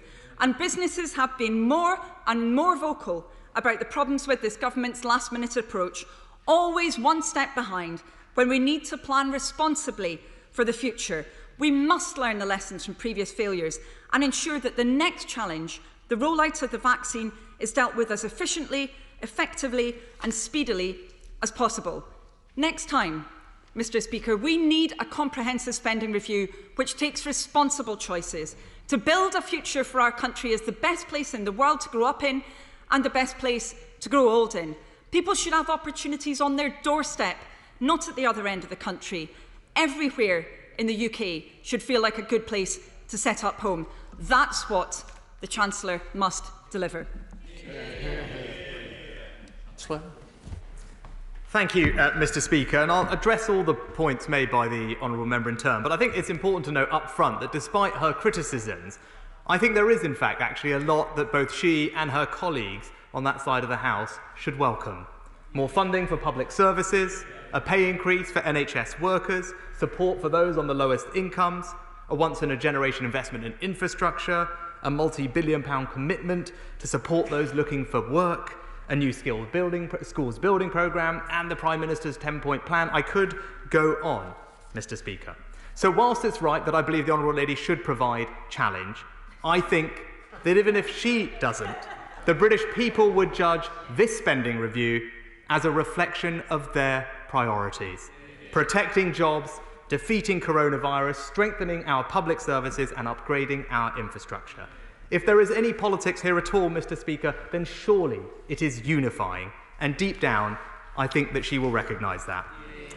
To address the specific points, Mr. Speaker, the Honourable Lady asked about pay and about the importance of consumption, and I agree, of course, there is an impact on consumption from pay, and she will know that the marginal propensity to consume is obviously greater the lower the income spectrum you go, which is why, in particular, we have protected the incomes of those on the lower incomes. Anyone in the public sector earning less than the UK median salary of £24,000 will receive a pay rise of £250 or more.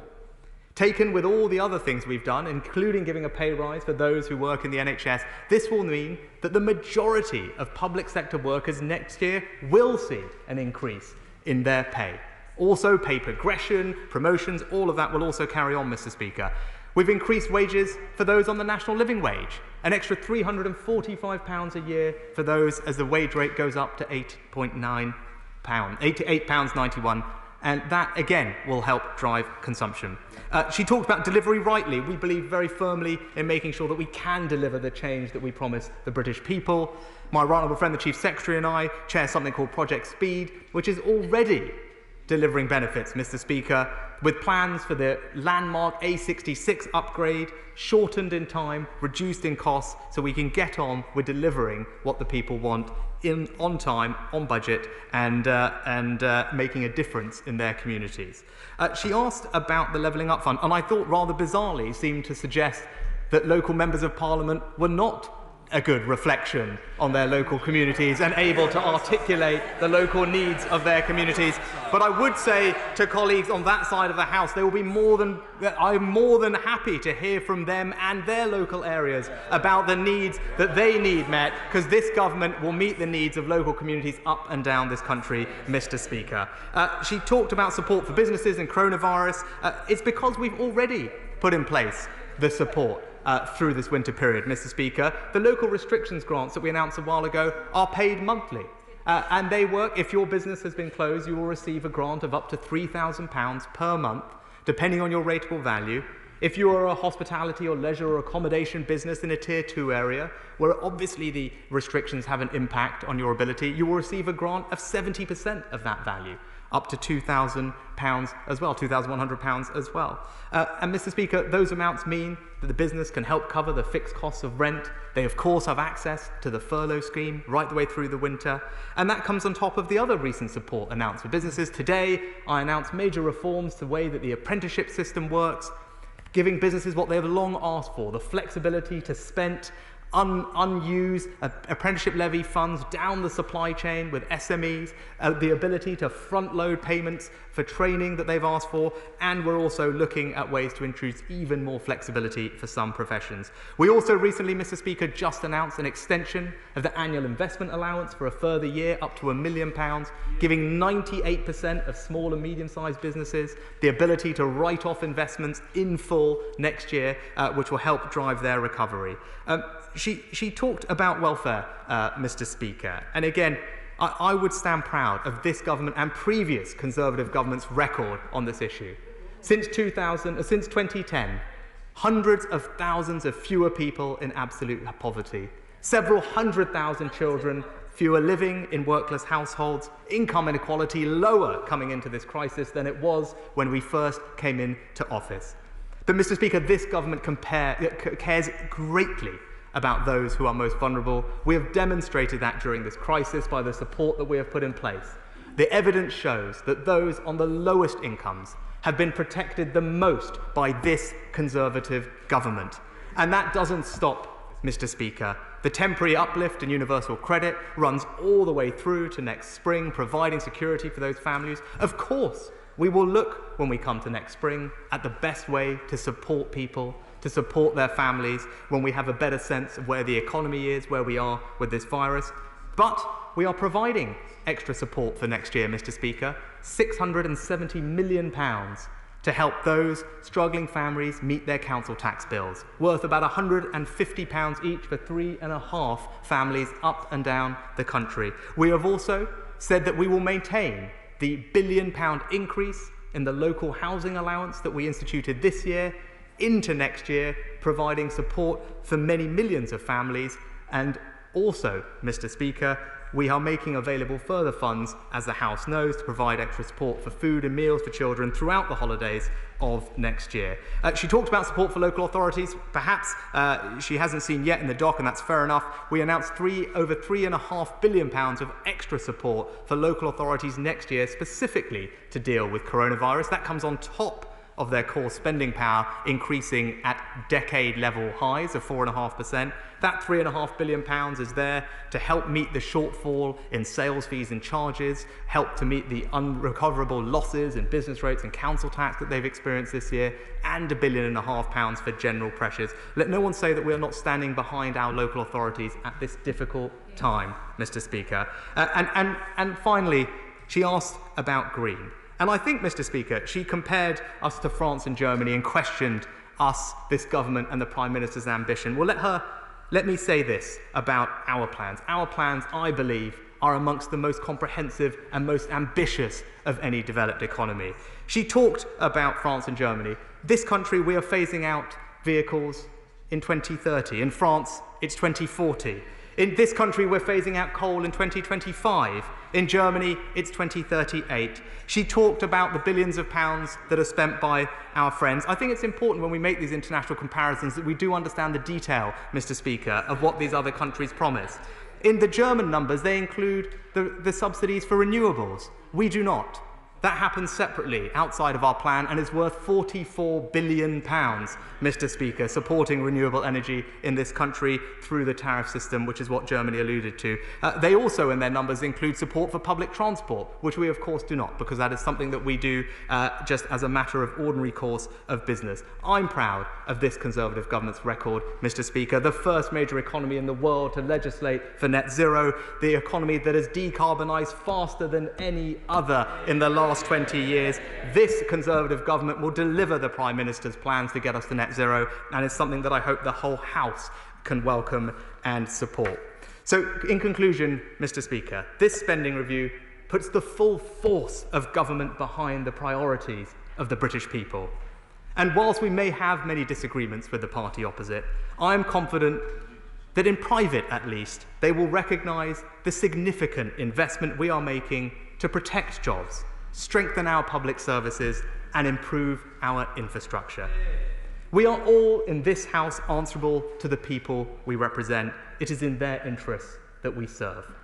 Today, we have made some difficult choices in order to fulfil that responsibility. But with the positive news about the development of vaccines, the winter COVID plan being announced by the Prime Minister, and the very real hope that we are finally entering the final stages of our fight against coronavirus, now is the time for us to come together. The British people have been through so much this year. Honourable and right honourable members have been through so much this year. It is my belief that with this spending review and the fresh hope given by medical advances, we can finally begin our recovery.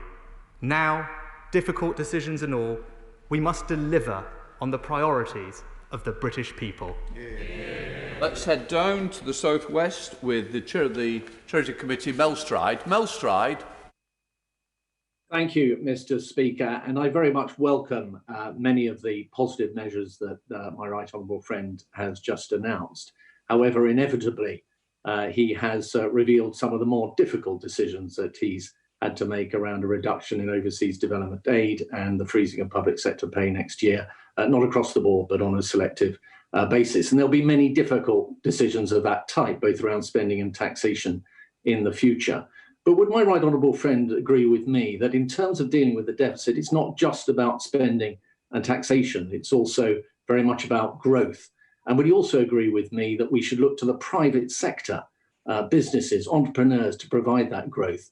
So could my right honourable friend set out how he's going to ensure that as we come out the other side of the crisis, business and entrepreneurs are given every possible support and freedom to power our economy forward over the years ahead? Mr. Speaker, I completely agree with my right honourable friend.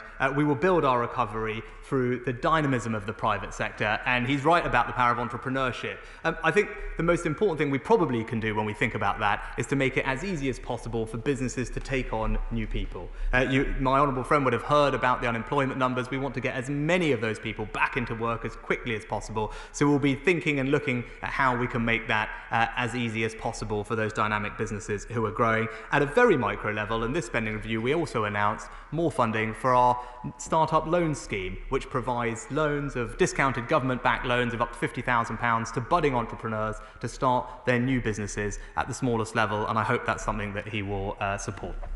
We now come to the SNP Treasury spokesperson, Alison Poulos. Thank you very much, Mr. Speaker. This spending review is an important opportunity and an important test. And instead of posing for photographs in his favourite hoodie, the Chancellor should have been listening to those who are struggling. £29 million for a festival of Brexit, while they let Waynes go hungry at home and abroad, just about sums this tawdry government up. Reneging in the 0.7% aid commitment while the world struggles in a COVID pandemic is just cruel. He says he's come to talk about jobs, but how many jobs has this Chancellor cost? Last month, the ONS reported that since March 2020, the number of payroll employees has fallen by 782,000. And how many job losses could have been avoided if the Chancellor had not wound back furlough and threatened to cut it short? I reported £1.4 billion for Job Centre Plus, so I asked the Chancellor, will he restore the job centres that were closed by his government in Scotland? And what about those who have been ignored, patched, blanked by the Chancellor at every turn, those excluded from his support schemes altogether?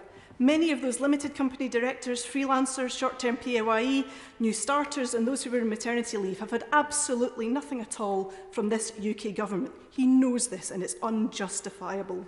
He might have had some excuse back in March and April, but we are now in November. So I ask him, what does he expect these 3 million people to live on this winter? We'll look at the proposals for a director's income support scheme and the equity creatives support scheme. Many of those excluded are in jobs in sectors which cannot safely restart due to public health restrictions, so he must apologise and he must take action now to put it right. The Chancellor has spoken of the importance of getting young people into jobs, but he's utterly failed to address the reality of low-paid, part-time, precarious work. The Young Women's Trust say a staggering 1.5 million young women have lost income since the start of the pandemic. Many are in sectors such as retail and hospitality, which have been clobbered by COVID. What he should be announcing today is a real living wage. £9.50 an hour as set by the Living Wage Foundation, not his pretendy living wage. Now, I'm glad to see under 23s now eligible, but he said nothing about those who are 21, who are in the 21 to 24 bracket now and 820, the 18 to 20 and 645, the under 18 and 455 an hour, and the apprentices on merely £4.15 an hour. What about them? Mr Speaker, young people don't get a discount on their rent or their bills due to their age, but this Chancellor continues to shortchange them on wages. A fair wage for a day's work is the very least young people should expect from their government, and in acknowledging the injustice, the Chancellor fails to protect the rest of young people. Fair wages too for public sector workers, and it feels that the government's punishing people for working in the public sector. The absolute heroes who saw us through this pandemic have more than earned their pay. A public sector pay freeze takes £4 billion out of the economy, squeezes living standards and starves the economy of investment at the very worst possible time. The hospital porters, the teachers, the jannies, the police officers, the firefighters, those who've kept our streets clean and our public services going, all of them deserve better than applause on the Chancellor's doorstep in the summer and a pay freeze in the depths of winter. And not content with shortchanging young people and public sector workers, he wants to change RPI in a move that will impact around 10 million pension incomes and cost retirees over £100 billion. We on these benches urge him to see sense and not to pick the pockets of our pensioners. The Chancellor must also use this spending review to make the £20 uplift to universal credit permanent, to scrap the benefit cap, to extend the £20 uplift to legacy benefits and those with disabilities, for whose unfathomable reasons he seems to have forgotten even exist, and he must increase the pitiful level of statutory sick pay. Mr Speaker, businesses across the country have been racking up debt when their incomes have not been there. Businesses are terrified for the business rates relief coming to an end next year. So will he look at this issue so that we can also act in Scotland? Will he make the VAT cut to hospitality permanent to see them through this crisis? We still await details, proper details, of the Shared Prosperity Fund and what it will mean for Scotland. The Scottish Government has done its part in preparation, and the Chancellor needs to bring forward proposals as a matter of urgency so we can spend this money properly in Scotland rather than having it hide off to Tories in key seats in England. The spending review is only for 1 year, and I appreciate why that is, but this failure to plan effectively for the future is why the UK is doing worse in the G7. So I ask him, what are his plans for next year if things don't go as he expects? There is nothing in this Chancellor's statement about Brexit and the cost that that will bring when we see lorries queuing all the way through Kent. So we call on him also to make a £98 billion stimulus to invest in a greener, better future for us all. Mr Speaker, none of this has anything really to do with the strength of the Union, merely a reflection of the powers that he has as Chancellor, which the Scottish Government does not. So if he will not do these things, if he will not act, he must devolve the full financial powers and let the Scottish Government get on with the job. Chancellor. Thank you, Mr Speaker. Let me run through those questions in turn from the Honourable Lady. I mean, she asked about my favourite hoodie. I can tell her it's not the one in the picture, but actually the Kickstart hoodie that was given to me by my honourable friend, the Work and Pension Secretary, that I wear with pride. She asked about the self-employed, and again mentioned this number of 3 million people, which I'd like to actually address, Mr Speaker, properly. Now, at least, it's not a number that I recognise, and I don't think it's right to describe those people as excluded. 1.5 million of that number are people who are not majority self-employed. Those are people who earn the majority of their income from being employed. Now, that was a decision that was taken to help target this support on those who really needed it. And we've heard a lot from the benches opposite about being targeted, especially with the self-employment scheme, and that was a decision that was made. Because if you earn the majority of your income from employment, it is reasonable to assume that you will benefit from the furlough scheme, and that's how the majority of your earnings come. Mr. Speaker, now that principle at the time was supported by every trade association that I spoke to in designing the scheme. And in fact, those conversations were supportive of a much higher threshold than the one that we adopted, which was just a majority, where others said 60%, 2/3 would be reasonable. But, Mr. Speaker, also, I hope it is of comfort to the House to know that those people, that 1.5 million people who are not majority self-employed, on average, the median amount of self-employment income that they have in their returns is somewhere between £2,000 and £3,000. So it is not the overwhelming part of their earnings, and at that level, the universal credit system and other support that we provide will be significant in making up the difference. She asked about welfare, and again mentioned universal credit. I guess, Mr. Speaker, it's worth, reminding the House that the Scottish Government has plenty of powers over tax policy, and indeed plenty of powers over welfare policy, and indeed has used them in the past. I hear there's to be a Scottish budget, and we will look forward to seeing what the Scottish Government decides to do with the powers that it has over both tax and welfare decisions. And then in conclusion, Mr. Speaker, she asked about jobs. And she talked about the OBR. I'm glad that the OBR today have also joined with the IMF and the Bank of England in commending the economic response of this government, and indeed recognising and stating explicitly that the interventions that we have put in place have reduced the level of unemployment, saved people's jobs. And indeed the OBR, I think, actually quantify that in their report today and put the number at hundreds of thousands, confirming what the IMF said, that our response has held down unemployment. And she asked about young people. Well, we are determined to help young people. They have borne the brunt economically of this crisis, which is why, in part, we created the Kickstart scheme, an ambitious programme, which now has, I think, 19,000 placements that have been accepted to create fully funded placements for those under the age of 24 who are at risk of unemployment. We also provide a cash bonus to businesses to take on new young apprentices, and I know, Mr. Speaker, that all of those things will make a difference to our young people at what is, without question, a very difficult time. Proud of the House, Sir Peter Bottom. The House will be glad that the Chancellor has met the needs of the poorest, that he's going to maintain the increase in the state pension, that he's making sure that people get opportunities to get back into work if they've been out of it. Can I ask him, when he talks about the £250 minimum for the poorest, lowest paid people in the public sector, whether that includes people working in local government or just national government? It would be useful to know that. There'll be a welcome for the increase in spending in schools, and there are many other things which people think are sensible and could have been done or should have been done as the Labour government went through the crisis in 2008, when they also put a public sector pay freeze on. Can I put to him that it would be incredible if IPSA forces a pay increase on members of Parliament when others don't get it? And one way or another, will government, and perhaps you, Mr. Speaker, talk with IPSA and make sure that does not happen? I have the view that MPs' pay should only be adjusted after a general election, but that may be a minority view. But I think it would be wrong for us to have pay forced on us when others can't get a pay increase. I'm going to turn, if I may, to the point of overseas aid. The Foreign Secretary, when the departments were merged, said the 0.7% figure was going to be maintained. My right honourable friend, the Chancellor, was elected in 2015, as I was, under a commitment to meet the 0.7%. We were re-elected in 2017, and the only difference to the commitment in 2019 is the word proudly was put in front of the commitment. I'm proud of that commitment. I will work with anyone across the House to make sure our change of percentage does not happen. Obviously, with our GNP coming down by 10%, the amount that goes on aid will come down automatically. I fight to maintain the pledge the Prime Minister, the Chancellor, the Foreign Secretary and I made at the last general election.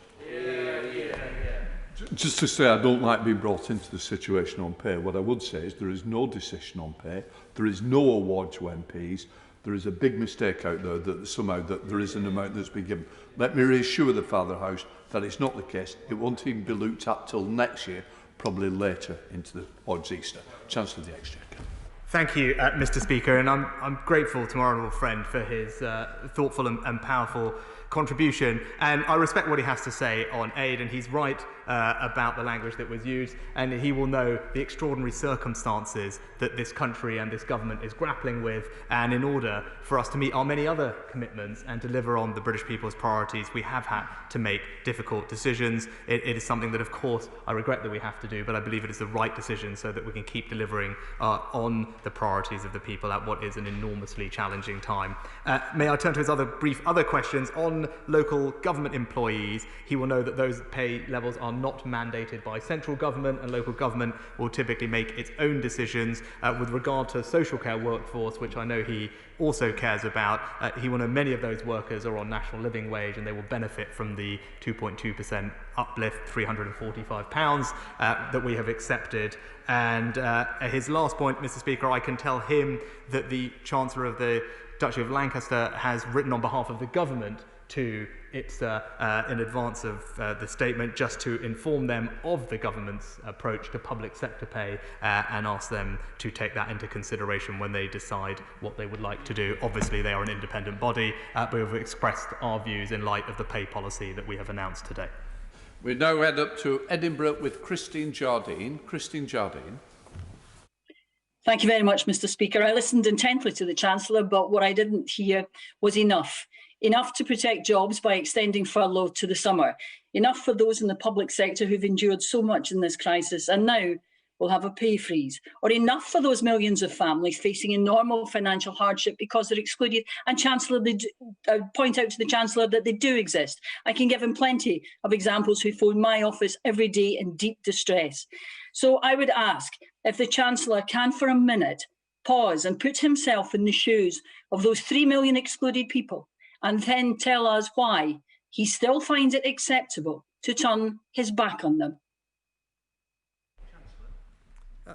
Mr. Speaker, I very much hope that the Honourable Labour will welcome the £2.4 billion in additional funding that's been provided to the Scottish Government to use as they see fit, and of course they can use that to support many of the causes that she articulated. I won't go over in the interest of time the answer I gave to the Honourable Lady from the SNP front bench, but we have provided comprehensive support to those who are self-employed.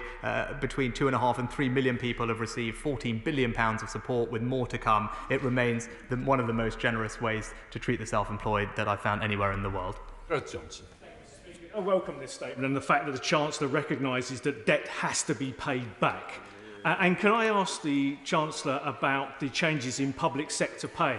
According to the ONS, private sector pay has fallen of late, whereas public sector pay has gone up by about 4%. So the Chancellor's announcement today that the 2 million public sector workers who are the lowest paid will receive £250 shows, does it not, that they are our priority, they are the people that need this most, and they are the people that we will give attention to. Chancellor. My honourable friend is absolutely right. A situation in which a majority of those working in the public sector next year see an increase in their pay. It would be wrong to describe that situation as a blanket pay freeze. We have done exactly as my honourable friend suggested. We have targeted our resources on those who need it most, meaning that over 2.1 million people who earn less than £24,000 in the public sector, who comprise 38% of all of those in the public sector, will see that increase of £250 or more in their pay packets. Geoffrey Donaldson. We welcome the additional £900 million for the Northern Ireland Executive, yet again a benefit of Northern Ireland being part of this United Kingdom. And I think we all believe that nurses, doctors and healthcare workers should receive a decent pay rise. But will the Chancellor acknowledge that there are other public sector workers who've been on the front line on COVID, such as our armed forces and our police officers? And will he look again at including them in the public sector pay rise? And of course, I agree with the Father of the House, that should not include members of Parliament. Wilson. Thank you, Mr. Speaker. Well, I'm glad and I'm grateful to the Honourable Gentleman for welcoming the £900 million in Barnet for Northern Ireland. He'll be pleased to know we've had productive conversations about fixing some technical baseline issues for the budgeting as well, which I know will be welcomed by the Executive. And with regard to pay, we are protecting those who earn less than the UK median salary in whichever sector they work of the public sector. If someone earns less than £24,000, they will receive the £250. And I think that's the right approach, Mr. Speaker, is to provide that support to those on lower than average earnings. David Davis. Thank you, Mr. Speaker. Can I add my support to everything said by the Father of the House? Now, COVID-19 means the Chancellor's strategy is broken into 3 phases. The first one, which we're doing now, spending everything necessary to stop the economy collapsing, which he is doing very successfully. Secondly, essentially from next spring, doing everything possible to maximise growth and recovery in the economy. And thirdly, after that, when things get onto an even keel, returning to conventional economics. Does the Chancellor agree that the enormous deficits inevitably created in both Phase 1 and Phase 2 of his strategy need to be financed in a similar way to major incidents like wars, with very long-term bonds, not destructive short-term taxes? Chancellor? Mr. Speaker, I'm grateful to my right honourable friend's comments. Just to distinguish 2 things, the borrowing that we are carrying out this year, which is, as he knows, a peacetime high, is financed through the gilt markets. He'll be pleased to know that we do push as much as we can to the long end of the curve, and relative to our international peers, the average maturity of our debt stock is around 14 or 15 years, almost double the average of the G7. So he's right that we should do that. But I would differentiate that from an ongoing structural deficit, which is with us for many years. And as he said, our first priority coming out of this will be to get growth going again. Diolch, Mr. Speaker. On average, Wales received £400 million a year from EU structural investment funds, sadly well above the UK per capita average due to our greater relative need. Promises have been made that Wales will receive not a penny less from the UK Shared Prosperity Fund. Now, the Chancellor has stated that he will match total UK funding, but can he also confirm that Wales's share will not be diminished, that it will represent additional investment, and that the fund will be allocated according to need? Chancellor. Mr. Speaker, what we have said is as the EU funding that we are currently financing runs off, we will step in and replace that funding up to the tune of about £1.5 billion. That is the UK amount. Obviously, there's conversations about how best to allocate that, what kinds of projects, how it should be done, are a conversation to be had. There are some initial thoughts on that published today, alongside some funding of over £200 million to start piloting those approaches, working with communities to see what works best. And I know that people in Wales will welcome that, and I look forward to seeing what proposals they come up with. Eric Thomas. Thank you, Mr. Speaker. And the Chancellor is quite right that people want to look back and see their communities better off before. And if I can pick up on the shared prosperity point, Corbett's received European funding, and the shared prosperity fund has been promised to us. But it's quite often, it's very difficult in an area where the population isn't so large, isn't so great, to demonstrate value for money to Treasury, and as a result, we miss out. So as the Chancellor sets out more on the Levelling Up Fund and Shared Prosperity Fund, wages in Cornwall still remain stubbornly low. Will the Chancellor reassure me that the Levelling Up Fund and Shared Prosperity Fund will work to address these low wages, will provide the good jobs, improved skills, and the pathway to the skills and the opportunities that people need in Cornwall? Chancellor. Well, I commend my honourable friend because he consistently comes to this House to champion his constituents and talk about increasing the opportunities available to them. And he's right. We want to make sure that we target our resources at the places where they can make the most difference. And I look forward to hearing from him what projects he thinks will be able to transform the lives of his constituents and the communities that they are proud to call home. Let's head down to Blank Pavilion with Caroline Lucas. Caroline Lucas. Thank you very much, Mr. Speaker. The Chancellor speaks of the fiscal emergency, but not a word today about the climate and nature emergencies. And there's a real risk that any green steps will be fatally undermined by the reckless pursuit of business as usual, environmentally destructive spending, like the £27 billion road building programme. Now, the Chancellor himself has said there can be no lasting prosperity for people if we don't protect the planet.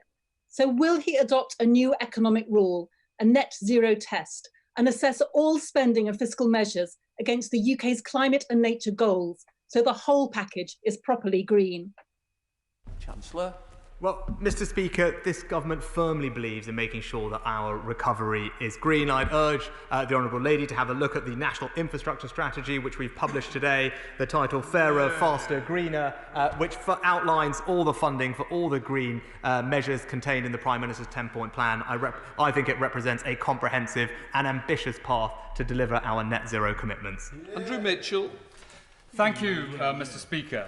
And may I thank my right honourable friend for his courtesy over the weekend and assure him of my very strong support for virtually all of his package today. As a result of the pandemic here in the UK, 50,000 people have died, and we are rightly moving heaven and earth to prevent more deaths here at home. But is he aware that his proposed breaking of the 0.7 promise and the 30% further reduction in cash will be the cause of 100,000 preventable deaths, mainly among children? This is a choice I, for one, am not prepared to make. And none of us in this House will be able to look our children in the eye and claim we did not know what we were voting for. Mr. Speaker, I'm enormously grateful to my right honourable friend for the conversations that I've been able to have with him, and I fully respect his passion on this subject, and he brings an enormous amount of experience to this House on this topic. Obviously, he will have heard the reasons that I set out for doing what we're doing. I believe we can still make a difference to the world's poorest countries with the measures that we've put in place. I think the most pressing issue that the developing world faces at the moment is the ability to deliver and deploy a coronavirus vaccine. He will know that we are the largest donor globally to the COVAX Advanced Market Commitment, the global initiative which is supporting development countries' access to vaccines. I think right now that's probably the most important thing we could be doing. We are doing it. We are leading the world in helping them tackle coronavirus, but I know he and I will carry on this conversation. Let's head to North Down with Stephen Farry. Stephen Farry. Thank you, Mr. Speaker. The COVID pandemic has exposed structural weaknesses in our economy and society. It would also likely to accelerate changes in terms of how people work, live and interact. And can also point out to the Chancellor that the excluded is a genuine problem. And one of the difficulties is that the government are not counting those who are directors of limited companies, sole directors, as part of the self-employed, which is how the figures are coming across confusing. But can I ask the Chancellor, does he accept that public spending should not essentially assume a restoration of the status quo ante? It has to be based on a transformation of our society and our economy around social justice, inclusion, reskilling and investment in a Green New Deal. Chancellor. Well, Mr. Speaker, I'd say to the honourable gentleman, we do want our recovery to be green, and as I said, the National Infrastructure Strategy, I think, sets out an ambitious way to do that. And skills are at the heart of what we believe, Mr. Speaker, giving people the tools they need to improve their lives and go on to better things. We have funded £375 million today to deliver our commitments on the Prime Minister's Lifetime Skills Guarantee and others, and he can rest assured it remains an area of enormous focus for this government.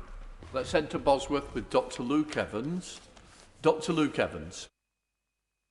In light of the difficulties the country faces with its finances, I was pleased to see the commitment to infrastructure. But practically, is he aware of the bridge, Hinckley Bridge on the A5, which has been awarded the most bashed bridge in Britain? It's been hit 25 times and causes a delay of 6 hours every time.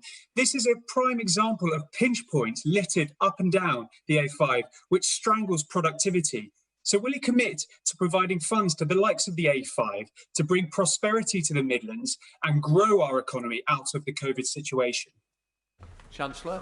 Well, Mr. Speaker, I think my honourable friend it articulates well an example of local pinch points being a blight on communities, stopping people from improving the quality of their life and driving growth. And it seems like a very good example of the type of project that our new Levelling Up Fund would be interested in, and I look forward to discussing it with him further. Let's head up to Islington North to Jeremy Corbyn. Jeremy Corbyn. Thank you, Mr. Speaker. Throughout the corona crisis, public sector workers in all areas have delivered brilliantly and helped to save lives and look after all of our communities.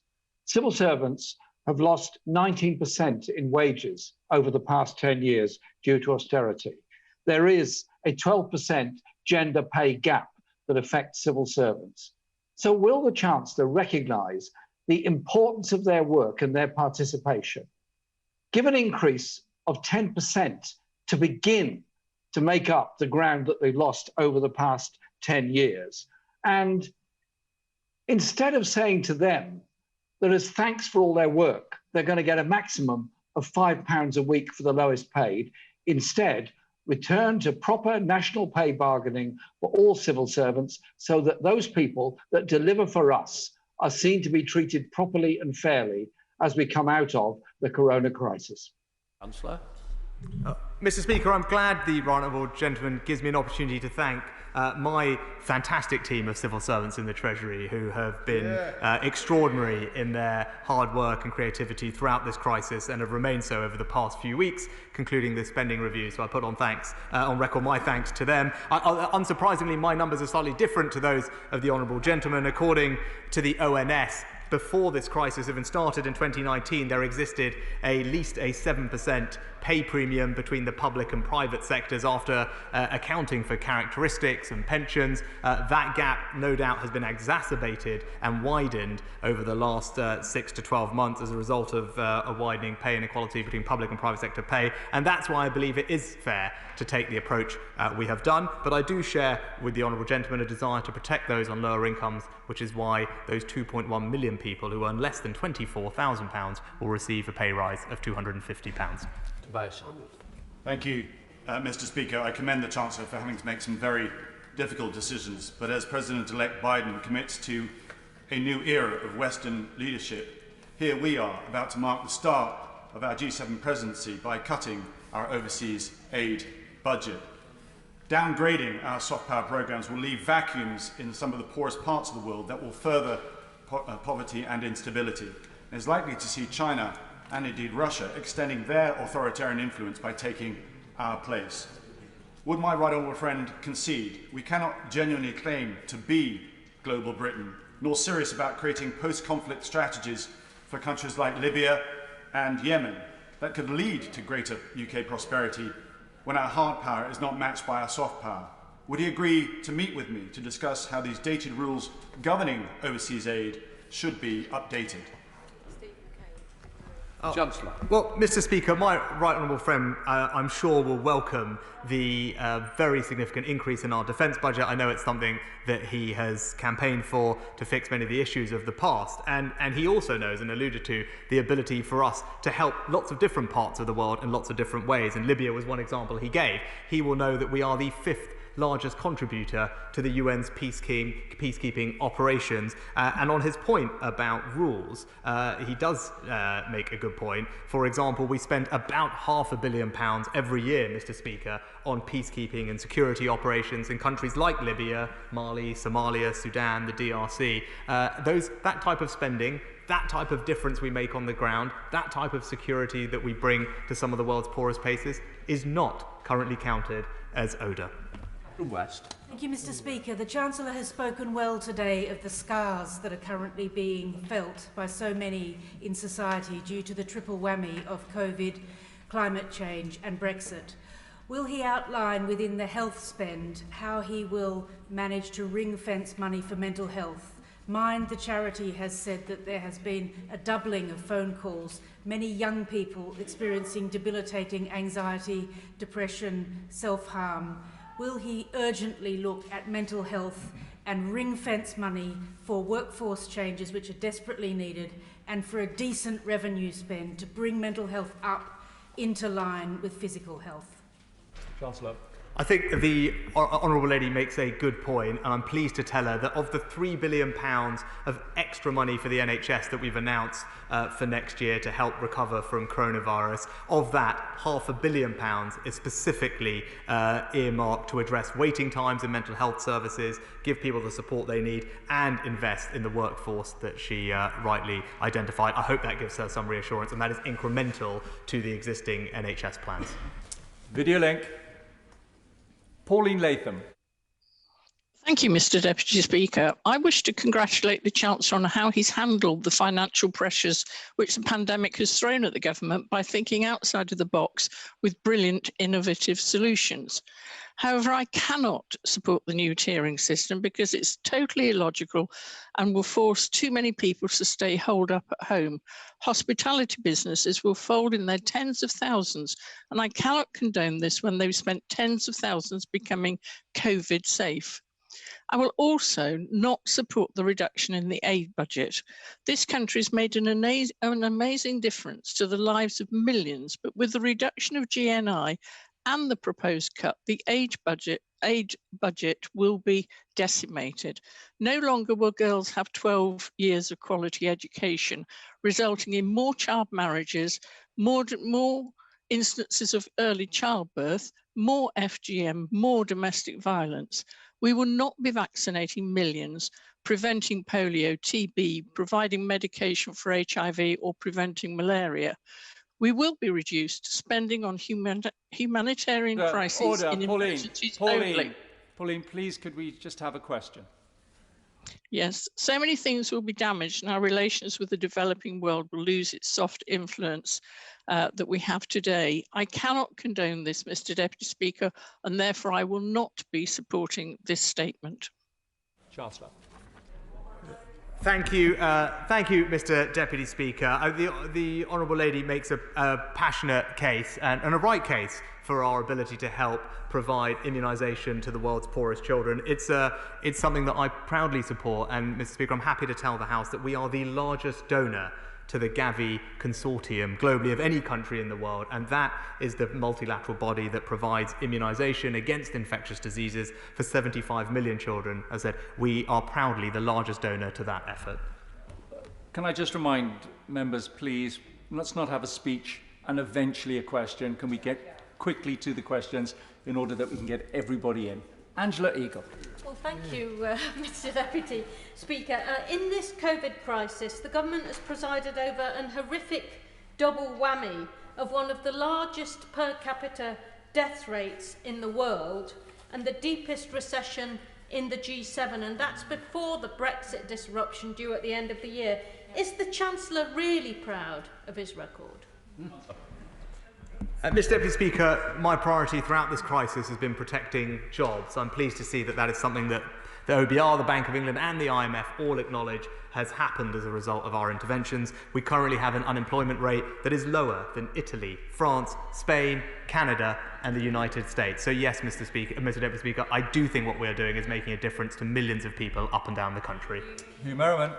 Thank you, Mr Deputy Speaker. Can I commend all the work the Chancellor's done this year? Many constituents I speak to credit him personally with keeping them in a job. And I'm also pleased to see, despite the financial pressures, the Chancellor's investing in transport. We see multi-year settlements for road, rail and active travel, changes to the way infrastructure projects are appraised to increase the number of transport projects in deprived parts of the country in the Green Book, a national infrastructure strategy, a Red Book and a £4 billion Levelling Up Fund. And I'm pleased to see the DFT as a sponsor. Can I ask him to keep a watchful eye on how this is all spent? And can I also ask him to continue to place transport investment at the heart of our recovery and his long-term vision for this country? Yeah, well, Mr Deputy Speaker, I'm very grateful for my honourable friend's intervention. He's absolutely right and has championed on this tirelessly for his constituents and the country about the importance of transport in our levelling up agenda and helping to drive growth and spread opportunity. He's also right that we should be careful about how this money is spent and make sure it's delivered. I talked about Project Speed earlier. I will welcome his involvement in that and advice, and also he will notice in the spending review document a new focus on outcomes across public services with a new public value framework. Again, this is something that will deliver what he's asking for. Video link. Stuart Malcolm MacDonald. I'm grateful, Mr Deputy Speaker. Can I raise with the Chancellor the issue of statutory sick pay? Even before the crisis hit earlier this year, it's always been the case that statutory sick pay in the United Kingdom hasn't been comparable to other similar advanced economies. Sitting at only £95, we know that it's not enough for those who need it for self-isolation, and that it's estimated to make up only about a fifth of workers' wages. So can I ask the Chancellor to look at building up the statutory sick pay mechanisms that we have in this country so that it's fit not just for the times we're in now, but the hard times people are going to face in future, and give workers the proper financial security they deserve and are lacking in right now? Councillor. Mr. Deputy Speaker, at the beginning of this crisis, we made changes to the way that statutory sick pay operates, making sure that it was payable from day one rather than day 4, and for those who are self-employed, making changes to the way universal credit, ESA, and the minimum income floor work, all to enable some of the things that the Honourable Gentleman mentioned. It's also worth bearing in mind that on the last survey evidence we have, a majority, I think something north of 60% of people get more than statutory sick pay as a result of the treatment from their employers. Jeremy Hunt. Thank you, Mr. Deputy Speaker. I recognise that the Chancellor will have made the decision on 0.7% with an extremely heavy heart. But does he recognise that the respect felt for this country around the world is because we have championed causes throughout our history that matter to people everywhere, like democracy, human rights, and the rule of law? And one of those causes is tackling extreme poverty. So to cut our aid budget by 1/3 in a year when millions more will fall into extreme poverty will make not just them poorer, but us poorer in the eyes of the world, because people will worry that we are abandoning a noble ideal that we in this country have done more to champion than anyone else. Chancellor. Mr. Deputy Speaker, it's with enormous grateful thanks to the Honourable Gentleman for the way he's approached this, and I appreciate the conversations he's had with me on this topic. Of course, he rightly feels passionately about it. I would say to him, and he knows this better than anywhere, one, there are many ways in which we exert our influence and our values across the world. Aid is just but one part, and even on that, at 0.5%, we will still be more generous as a percentage of GDP than all our major economy peers, almost all: France, Japan, Canada, Italy, the United States, the average of the OECD. And the values that he cares deeply about, I also care deeply about, and I look forward to talking with him further about how best we can express those values and make a difference to those who need our help everywhere that we find them. Rachel Maskell. Thank you, Mr. Deputy Speaker. Charities up and down the land will wonder why the Chancellor has abandoned them today. Already accumulated £10 billion of debt, 20% of our charities could fold, despite the extraordinary work they've done for our nation during this pandemic. Now I read his book, his statement, which says there's going to be further rationing in the Office of Civil Society. Will he go away and reflect and come back to that dispatch box with real money to support our valuable charities? Mr. Speaker, I think almost uniquely during this crisis, amongst other countries, we've provided enormous financial support to our charity sector, £750 million that the Department for Culture, Media and Sport has distributed to small and large charities up and down the country, because they do fantastic work. It has been a difficult time for them, and that's why this government, at a time of acute crisis, stood behind them. Gerald Jones.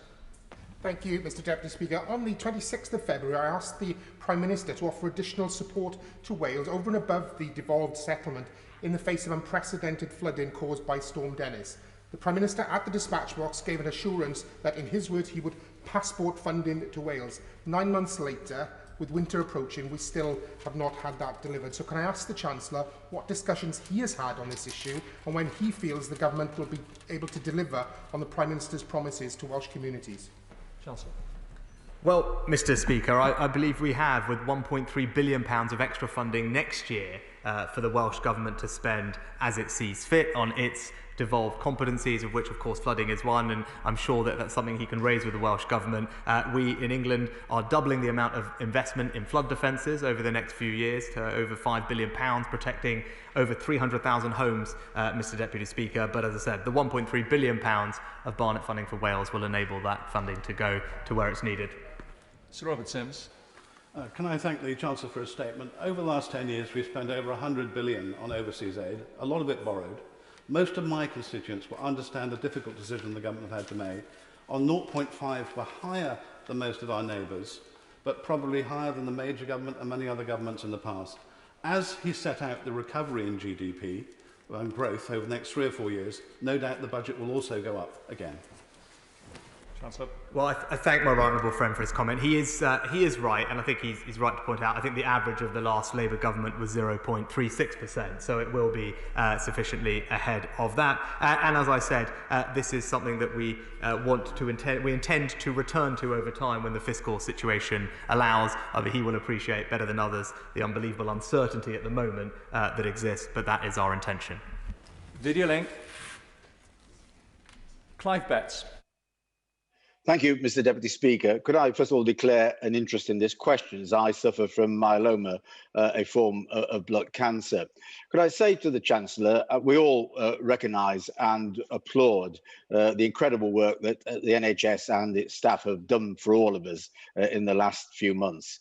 Would he recognise, however, that in terms of the future, much of research for cancer is funded by charitable donations? Those donations have fallen significantly during the recent months for obvious reasons that everyone can understand. So could I say to him, in order to make sure treatments do continue to improve in the future, will he agree to fully fund cancer research to make up that difference in charitable donations, at least for the next few years? Oh, Mr. Speaker, I'm grateful to the right honourable gentleman's question, and I know it's a topic on which he speaks passionately. He'll be pleased to know more generally about our record spending on R&D next year of just shy of £15 billion. The exact allocation obviously is something for the Department for Business, but there's a significant increase in there for basic research. But also within the DHSC budget settlement, about £1.3 billion to fund research for the National Institute of Health Research and Genomics England, both of which I think do a fantastic job, and I'm sure will be working to develop treatments for all of us in the years to come. John Penrose. Mr. Deputy Speaker, can I welcome the Chancellor's continuing commitment to sound money?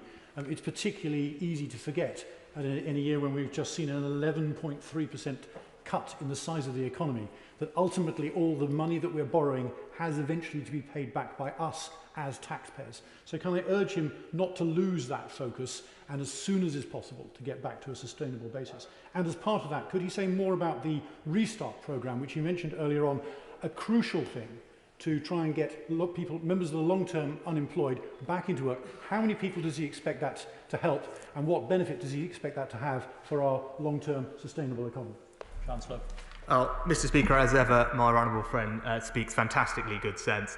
He is right, we will need to return to a sustainable fiscal position, not least to build resilience for whatever the next crisis or shock that comes along, Mr. Deputy Speaker. We want to be able to react in the same comprehensive and generous way that we did this time, and that requires us to have a strong set of public finances going into it. And he's right about the Restart programme. That will help, we think, around 1 million of those who are long-term unemployed. It will be an exciting and ambitious programme, and the Institute of Employment Studies has spoken, I think, very well about the evidence there is for this kind of high-quality, individual, work-focused approach, making an enormous difference in getting people back into work. If we can do that, we can reduce some of the long-term scarring that they will face. So I have high hopes for what this programme can achieve.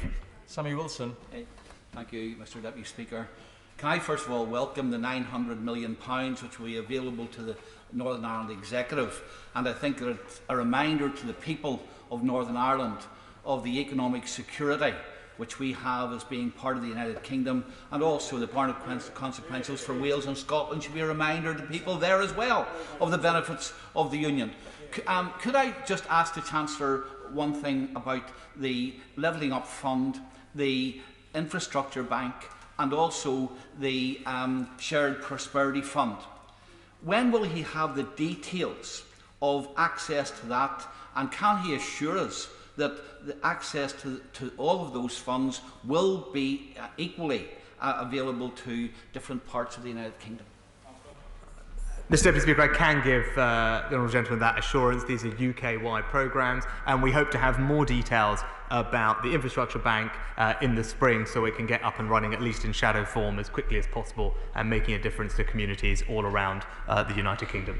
Mark Pawsey. Thank you, Mr. Deputy Speaker. May I first of all join my honourable friends in expressing concern about the proposal to reduce overseas aid, but welcome today's announcements, in particular on infrastructure, apprenticeships and research and development, which will create wealth and jobs. And can I also welcome the very substantial support that the Chancellor has provided to help businesses and people get through coronavirus. But my constituents know that these measures will all have to be paid for. So can he assure them that when this economic emergency is over, he will return to a policy of balancing the books? Chancellor.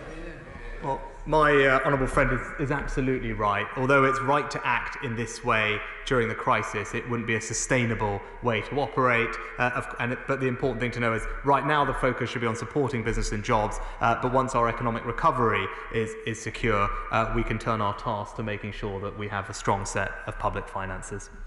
John Cryer. Thank you, Mr Deputy Speaker. The Chancellor has announced a pay freeze for hundreds of thousands of public sector workers today who don't deserve it. Firefighters, care assistants, teaching assistants, all will suffer a pay freeze.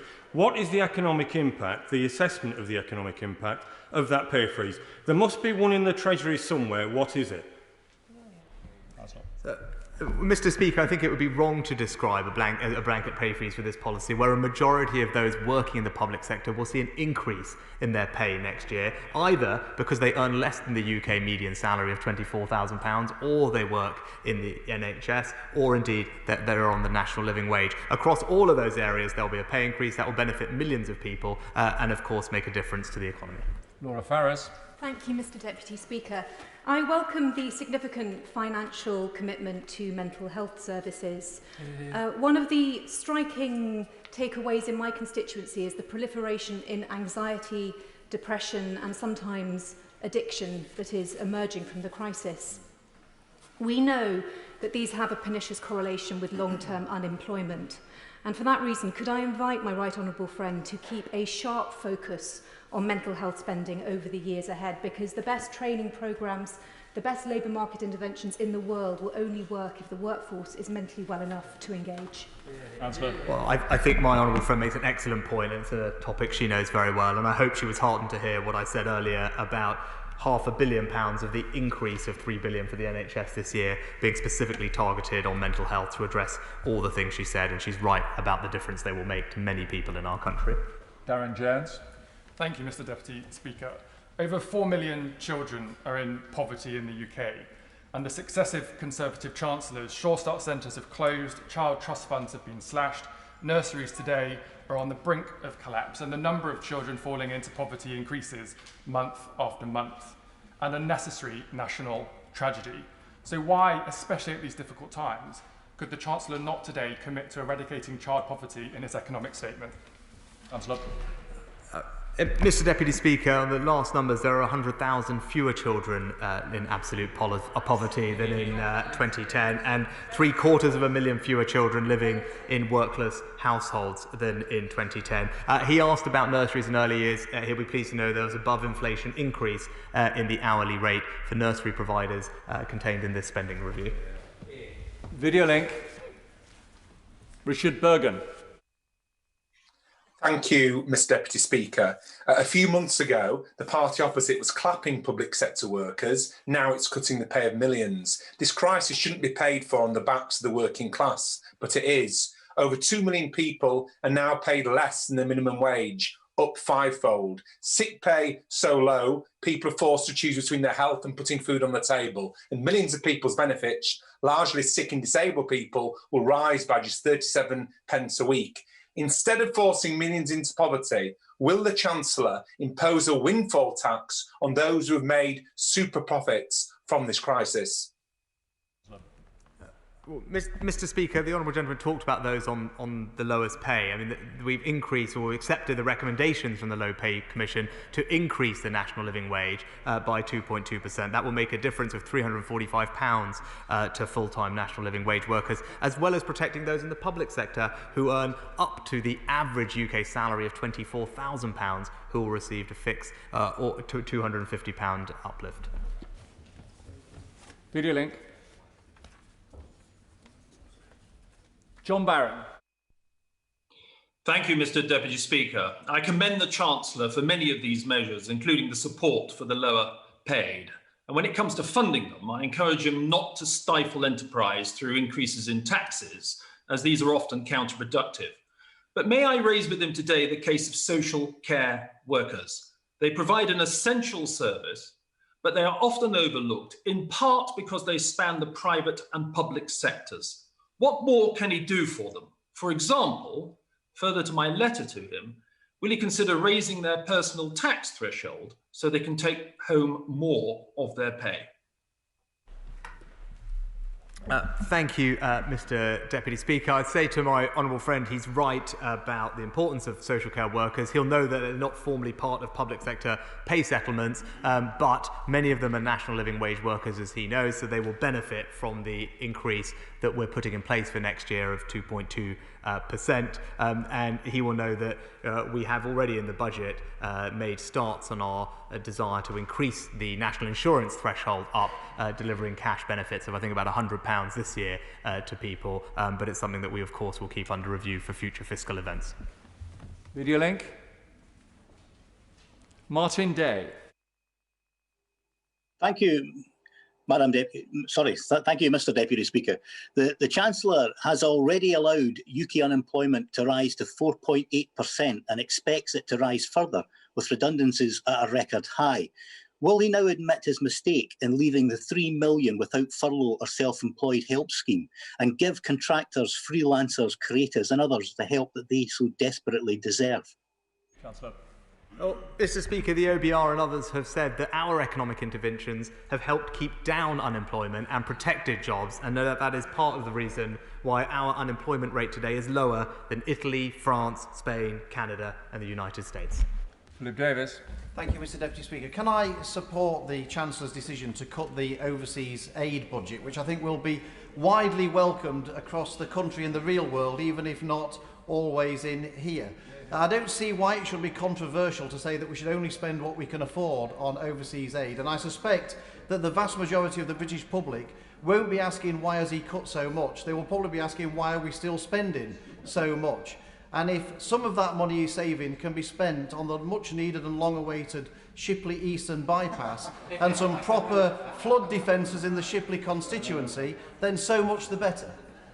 Chancellor. I thank my honourable friend for his support, and he makes an important point. This spending review is about delivering on the British people's priorities. And yes, we have made some tough choices, but we have done that so that we can continue investing in the things that our constituents value most. And I look forward to talking to him further about the bypass and flooding defences that he needs. But hopefully with the doubling of our flood defences over this Parliament, it is something that we can make progress on for him. Steve Double. Thank you very much, Mr. Deputy Speaker. Can I first of all place on record my thanks to the Chancellor for the recent announcement of support for airports, which has been very welcome, and also just thank him for the way that he is approaching this in a very measured and sensible way, the unprecedented challenges we're facing. But can I just raise the challenges facing the hospitality sector? This sector has been impacted more than any other, and although the government have provided incredible support in recent months, they are facing real challenges this winter with the restrictions that we are placing on them. They say that 94% of businesses in Tier 3 will be unviable, 74% in Tier 2, and even in Tier 1, 30% of businesses are likely to be unviable. They have played an incredible part in our growth and job creation over the last 10 years and want to continue doing that as we recover from this crisis. So can he please look again at what support we can give to this sector to make sure they're still around in the spring to help our recovery? Chancellor. Well, Mr. Deputy Speaker, my honourable friend, as ever, is a passionate champion for the hospitality sector, and he's right to be so. They employ 2 million people, often lower paid, and they have been hit harder than almost anybody by this crisis, which is why, as he acknowledged, we have put in place unprecedented support through VAT cuts, initiatives over the summer, Eat Out to help out, business rates holidays, and now cash grants when those businesses are either closed or in Tier 2 areas facing restrictions to help get them through the winter. Those grants, I think, in general will equate to the rental payment that most of those businesses have. We have that information. That's the single biggest fixed cost of a hospitality business. And of course, they can furlough their staff. I know it's difficult. Hopefully those interventions will make a difference, because he's right. We want them to be able to bounce back strongly.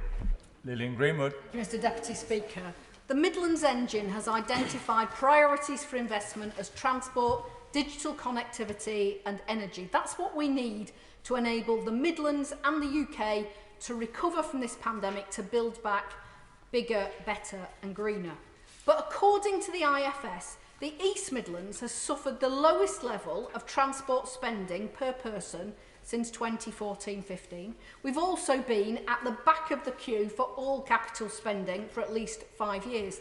So if he's serious about levelling up, can he guarantee that the East Midlands will receive the highest allocation of any region when he hands out his new Levelling Up Fund? Chancellor.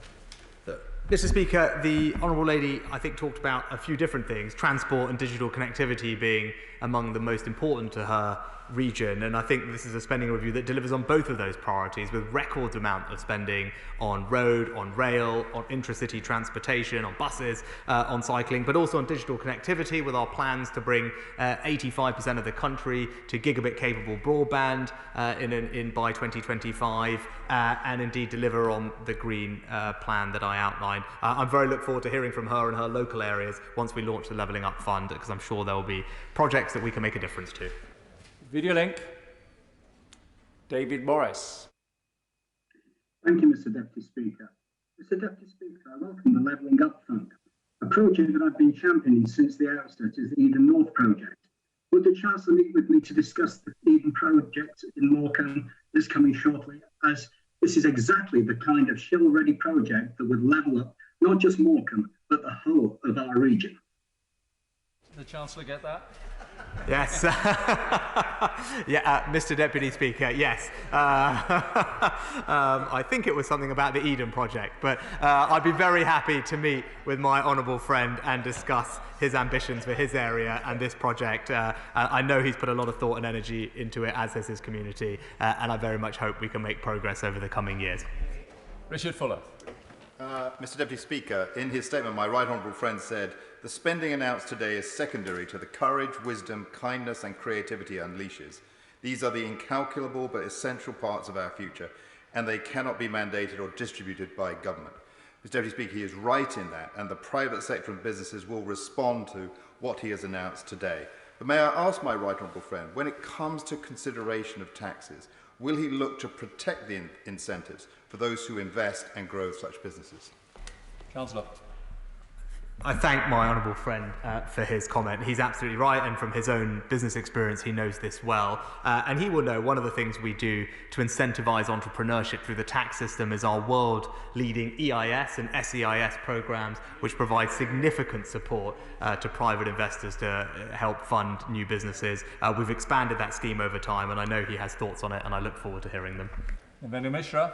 Mr. Speaker, I refer the House to my entry in the Register of Members' Financial Interest.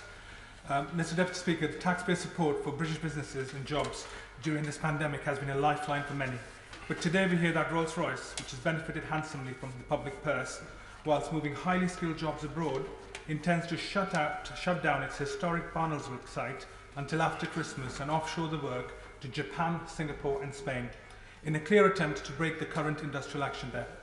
Does the Chancellor agree that this kind of bully boy strike-busting tactics are utterly unacceptable, and that all financial support must be immediately withdrawn until Rolls-Royce comes to its senses, ends its lockout and gets back to the table with the United Union to resolve this dispute? Chancellor. Well, Mr. Speaker, I know the aerospace industry has been suffering a particularly difficult time over the past few months, and that has impacted businesses like Rolls and others up and down the supply chain. We have put some measures in place to help airports and indeed get people flying again and enjoy conversations with specific companies all the time. But I'd urge all companies to work constructively with their workforces through what is a difficult period and hopefully find resolution. Collectively, we are all trying to protect jobs, Mr. Deputy Speaker, but it is, of course, a very challenging set of circumstances. Steve Bryan. Thank you, sir. The £325 million for the NHS to invest in the new diagnostic kits really welcome, as will be the £1 billion to begin tackling this elective backlog caused by COVID. So can I ask the Chancellor to stick with that, and what freedoms my NHS Trust will have to spend that money, because my constituents waiting for the NEOP or the hip-hop, you know, it may not be life or death issues, but they're massively life-impacting issues that then prevent them from getting on with their lives, working, enjoying their children or grandchildren. So I'm just asking to stick with that and clear this backlog. Well, my honourable friend, of course, knows about this particularly well from his own experience, and he's right. And this is one of the implications of the lockdown and what we've done in the past, that we do have this backlog now, and he's right, and it does make a difference to people's day-to-day quality of life, which is why we've provided $3 billion, of which $1 billion is to tackle exactly the elective backlog. It'll enable 1 million more scans and treatments to happen, and as I said, it's something that we should stick with. Video link. Kirsten Oswald. Thank you, Mr Deputy Speaker. Over 1 million 1950s-born WASPy women remain in the workforce, including in front-facing roles. Many had planned to retire but can't because the Chancellor's government hit them with a lengthy delay in accessing their pensions. WASPy women have asked me why the Chancellor can't sort out their pensions, allowing them to retire and freeing up their jobs for others. That would be a win-win for the Chancellor and WASPy women. Will he look to do that? Well, Mr Deputy Speaker, of course, that case has been, I think, settled in the courts. There's not much further I can add, but today we have announced an uplift of 2.5% for 12 million pensioners on the state pension, which I know will make a difference to many.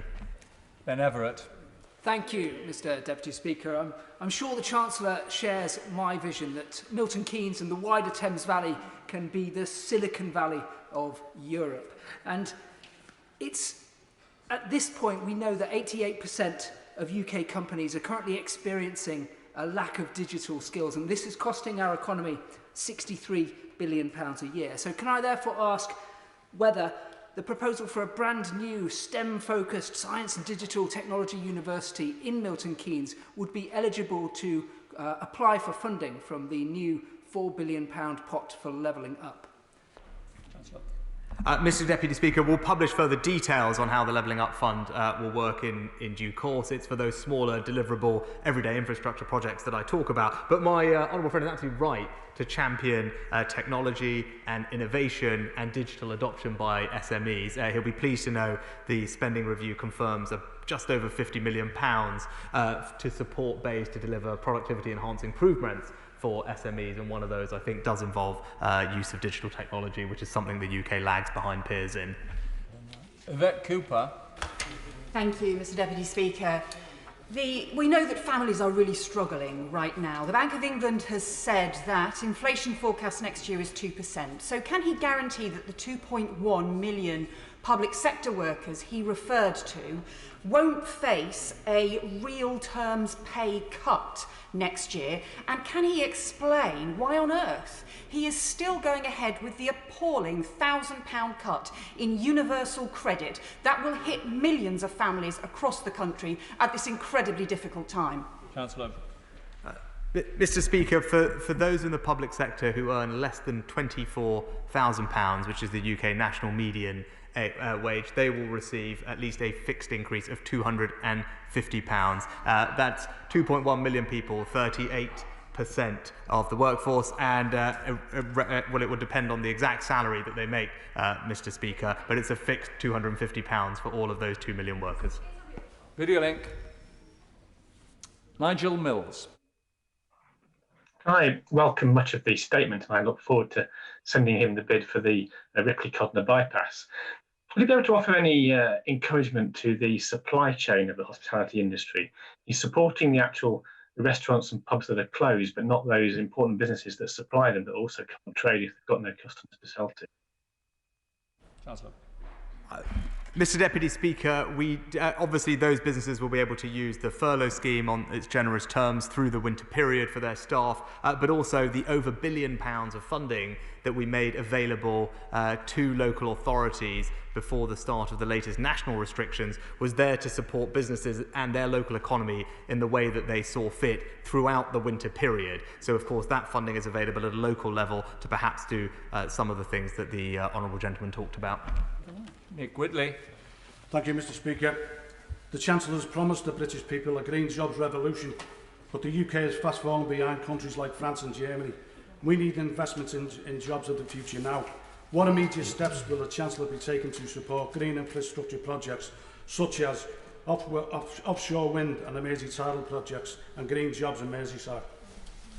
Mr. Deputy Speaker, I don't believe we are behind France and Germany. We're phasing out ICE vehicles 10 years before France is, and we're phasing out coal 13 years before Germany is. And indeed, the Prime Minister's 10-point plan will support up to 250,000 green jobs, building on the progress we've made, being the country that has decarbonised the fastest out of all major economies. Anthony Bryan. Thank you, Mr. Deputy Speaker. My constituency is home to the global headquarters of AstraZeneca, the private sector company that's committed to producing, on a not-for-profit basis, the so-called Oxford vaccine, not just for the British population, but for developing countries around the world. It's doing that through Gavi, the Global Vaccines Alliance, of which the UK, as the Chancellor said earlier, is the biggest financial supporter. Coronavirus, the pandemic, is the biggest crisis facing the world, and the UK is in a leading position tackling it. Can my right honourable friend confirm that as a result of this spending review, the UK will continue to be able to play that leading role against the pandemic?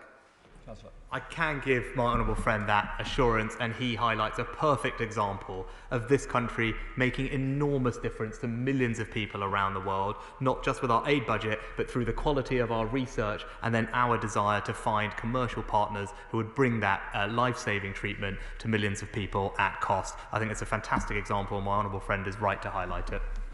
Video link. Rebecca Long-Bailey.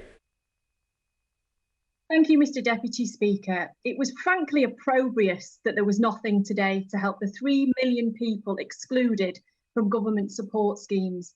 They are desperate, they are struggling, and some have even taken their own lives. So can the Chancellor tell me, are we to assume after 8 months without any change in policy that he deems it politically expedient to exclude these people because they just don't matter? Chancellor. Mr. Speaker, I'm sure the Honourable Lady heard the answer to the previous question on this. She keeps mentioning this 3 million figure without perhaps giving an explanation of whether she agrees that 1.5 million of those should be included, given that they make the majority of their earnings from employment, are eligible to be furloughed, and indeed that was an approach that was supported by all trade organisations at the time the scheme was launched. Thank you, Mr. Deputy Speaker. 15 years ago, after following the MG Rover collapse, there is still 150 acres of unused land in Longbridge, which could be used to provide the much-needed jobs that we need locally. And so will the Chancellor support my campaign, along with the Mayor, Andy Street, to make sure that Longbridge is at the top of the list when it comes to levelling up, to make sure that we have those jobs right across Northfield? Chancellor. Well, that sounds like an excellent idea, Mr. Deputy Speaker, and I hope that the £400 million Brownfield Fund, which is part of our housing fund, could potentially be of help. And I know the Mayor, Andy Street, has spoken to the Housing Secretary about how best he can access the Brownfield Fund. It sounds like the kind of project it's designed to help. Emily O'Buck. Thank you very much, Mr. Deputy Speaker. The Chancellor has repeatedly said he doesn't recognise them, but today 3 million taxpayers, including many of my constituents who've been excluded from any support at all, will have been in anguish waiting for his statement. Far from protecting lives and livelihoods, he's let them down yet again. Their income down to zero, losing their homes, unable to feed their families, and again, some have even taken their own lives. Is it that the Chancellor doesn't understand the heartache and hopelessness of poverty, or is it simply that he just does not care? Chancellor. Mr. Speaker, anyone in the circumstances described by the Honourable Lady would surely be eligible for support through universal credit, which can provide, depending on the circumstances, somewhere between £1,500 and £1,800 per family per month to help support them if that's what they need. And she talks about self-employed as if perhaps they are not also people who benefit from better hospitals, better schools, better local infrastructure and safer streets. That's what this spending review delivers, Mr. Deputy Speaker, and it will benefit everybody in the United Kingdom in that way. Video link. Marco Longhi. Thank you, Mr. Deputy Speaker, and I very much welcome my right honourable friend's statement and strongly applaud the government's commitment to fund the NHS with investment in hospitals, such as the £3 million for Russell's Hall Hospital, the A&E in Dudley. But not just that, it's the investment in diagnostic equipment, as well as more nurses and GP appointments. Can he outline how these commitments help the Conservative Party meet its manifesto commitments to deliver stronger public services, such as 50,000 more nurses? Chancellor. Mr Deputy Speaker, my honourable friend is absolutely right. Not only are we maintaining our commitment to the NHS's 5-year long-term settlement, we're providing additional funds, £3 billion for COVID recovery this year, but also fully funding the extra funding required to deliver on those commitments of 50,000 more nurses, 50 million more GP appointments, and indeed 40 new hospitals. Ali. Thank you, Mr Deputy Speaker. The British people have faced an incredibly difficult year with COVID and the resulting economic crisis. Then we have the looming prospect of either a no-deal Brexit or a minimalist one that will be very disruptive for businesses. And the OBR has forecasted that 5.2% of loss of potential GDP over the next 15 years. The governor has said that we could see a 2 to 3 times as bad situation with a no-deal Brexit. How much more economic carnage and unemployment should the British people expect with these two scenarios on top of coronavirus and its impacts? Well, Mr Deputy Speaker, what I say is our teams are hard at work, and I'm very hopeful that we can reach a constructive agreement with our European friends and partners. Our wishes in this negotiation have always been consistent and transparent, and are based entirely on precedent of what other countries have achieved with the EU. So I'm very much hopeful with good work and a constructive attitude we can get there, Mr Deputy Speaker. Sir David Davis. In what must be the most challenging circumstances ever to deliver a spending review, I welcome the Restart scheme to help the unemployed. But last year, £500 million was announced to help youth services, and Southend YMCA greatly benefited from that. Will the Chancellor recommit to that £500 million, and will he set out a time frame which that can be delivered over the next 5 years? Mr Deputy Speaker, my honourable friend is absolutely right about the importance of youth services. I'm not entirely sure exactly which bit he's referring to. We're happy to talk to him further about it. He will see in the spending review today that the National Citizenship Service is still there, and we've provided more funding for capital projects for youth organisations, but I'd happily pick up the specific case he mentioned separately. Kevin Holmreich. Thank you, Mr Deputy Speaker, and can I welcome my right honourable friend's statement, particularly the Levelling Up Fund, and can I make an immediate representation for the dualling of the A64 in my constituency. Also welcome the changes to the Green Book. Will you take a similar look at the Housing Infrastructure Fund, which also has a built-in bias towards spending in London and the South East? Well, I know this is an area that my honourable friend knows particularly well, so I'm very much happy to take him up on that suggestion and discuss his concerns with the Housing Secretary, and I thank him for bringing it to my attention. Tim Farron. Thank you, Mr Deputy Speaker. There are some positives for the NHS in the Chancellor's statement, but it does feel like there is a blind spot. In the detailed documents, as far as I can tell, there's only one reference to cancer. Bear in mind that the clinicians estimate that we will lose 60,000 years unnecessarily to cancer deaths during this time, and that it may take 5 years for the government, the NHS, to catch up with the colossal cancer backlog. There is no reference to the urgent investment in radiotherapy or other treatment mechanisms that are necessary to catch up with cancer in his statement. Will he think again? Will he meet with me and a cross-party group of MPs, clinicians and patients living with cancer, so we can think again, act now and save lives?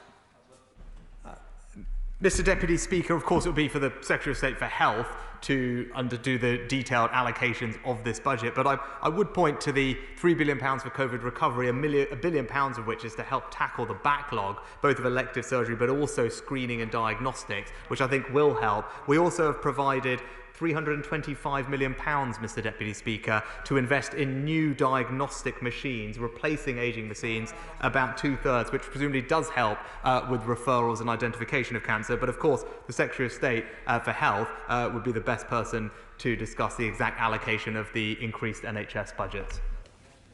Video link. Andy Carter.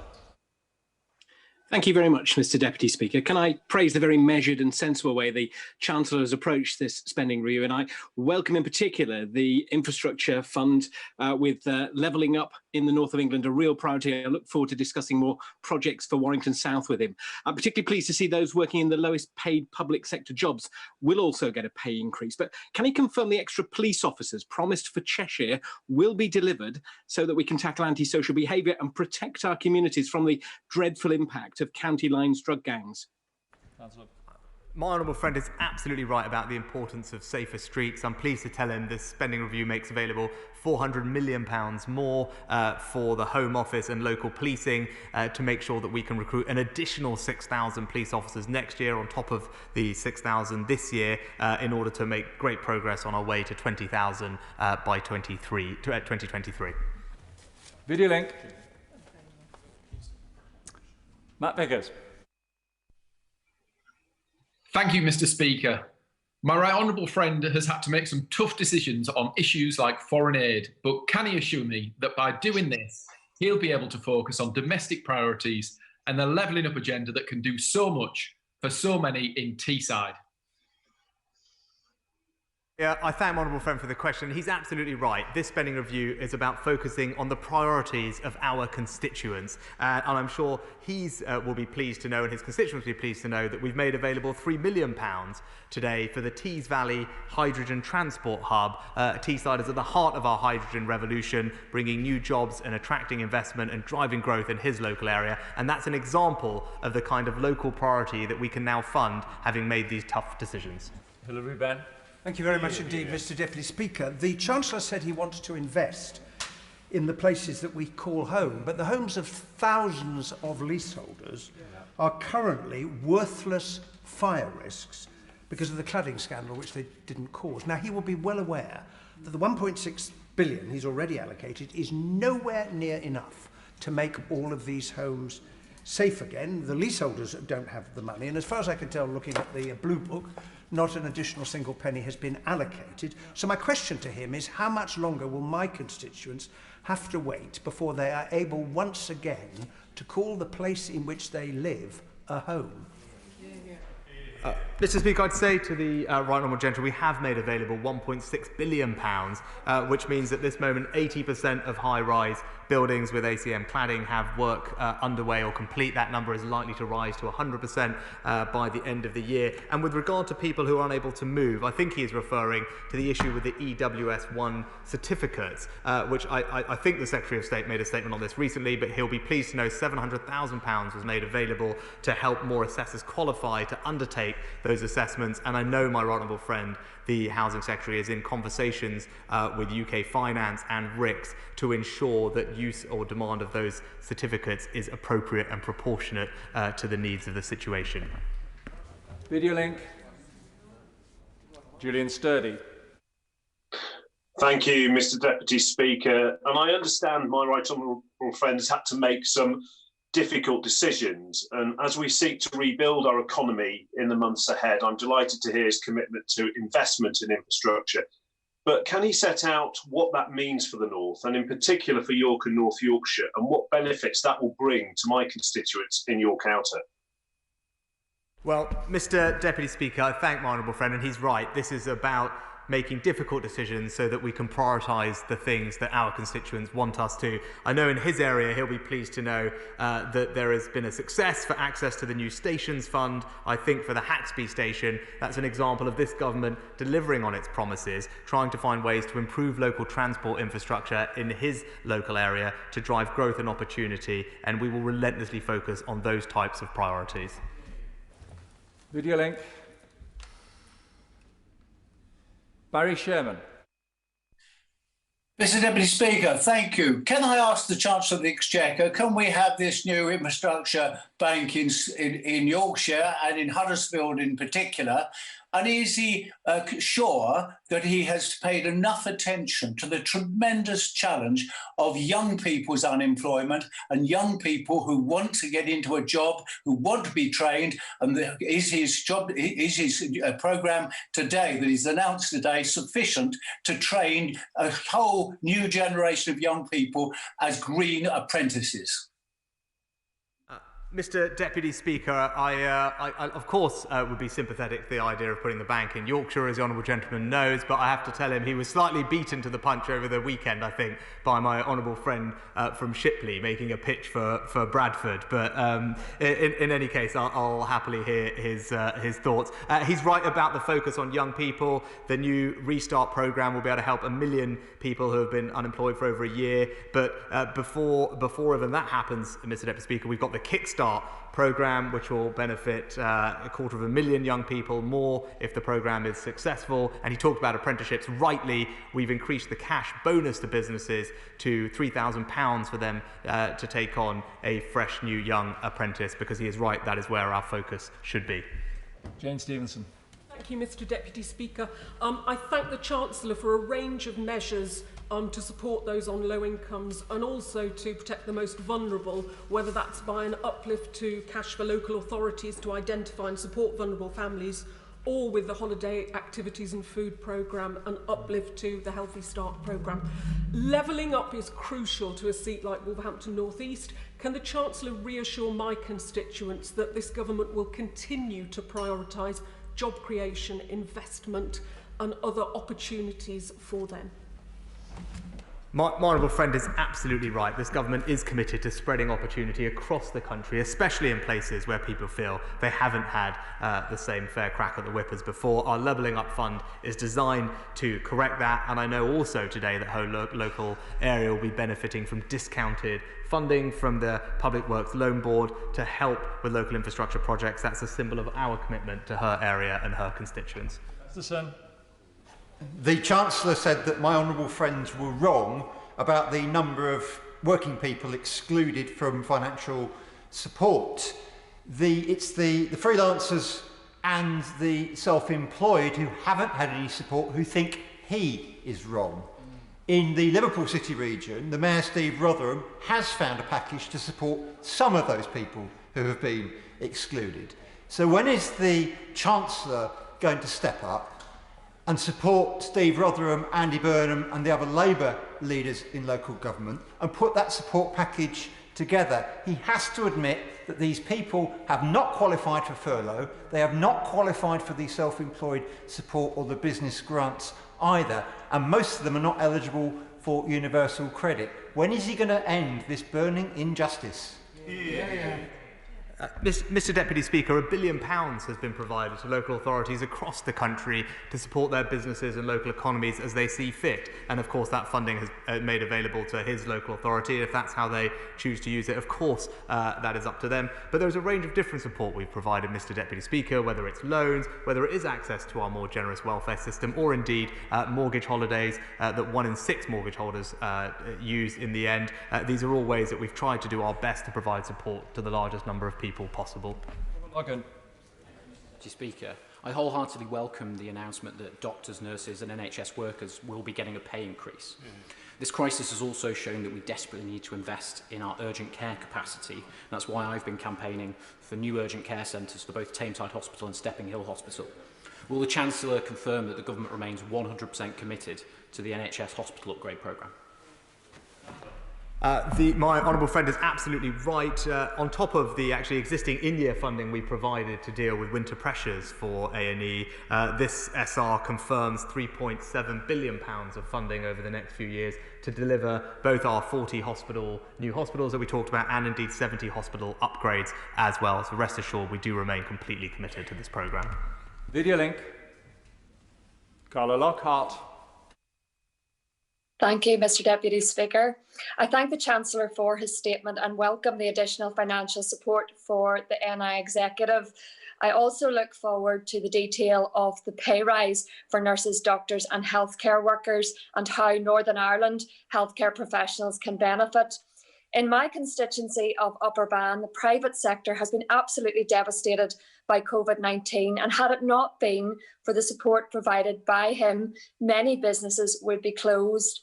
What will the Chancellor do to ensure the private sector recovery is supported across the United Kingdom, and will he undertake to show his clear commitment to UK-wide recovery by visiting my constituency when the restrictions permit, to meet businesses who want to thank him and to be part of our national economic recovery? Well, I thank the Honourable Lady for her kind comments, and she's right about the importance of especially our small and medium-sized businesses to help drive our recovery. We've provided cash grant support to them, the ones that are most impacted by the restrictions. That extra funding comes to Northern Ireland. But also, our UK-wide basis, we've provided tax cuts, grants, loans, and other things that she'll be aware of. And she can rest assured that I will keep all of that in my mind as we think about how to exit this crisis. And I look forward to my first visit as Chancellor, hopefully to Northern Ireland in the near future. Angela Richardson. Thank you, Mr Deputy Speaker. I welcome my right honourable friend's statement this afternoon. He will know that affordable housing is needed in my constituency of Guildford, but development is constrained by Greenbelt, which we are rightly enhancing and protecting as a manifesto commitment.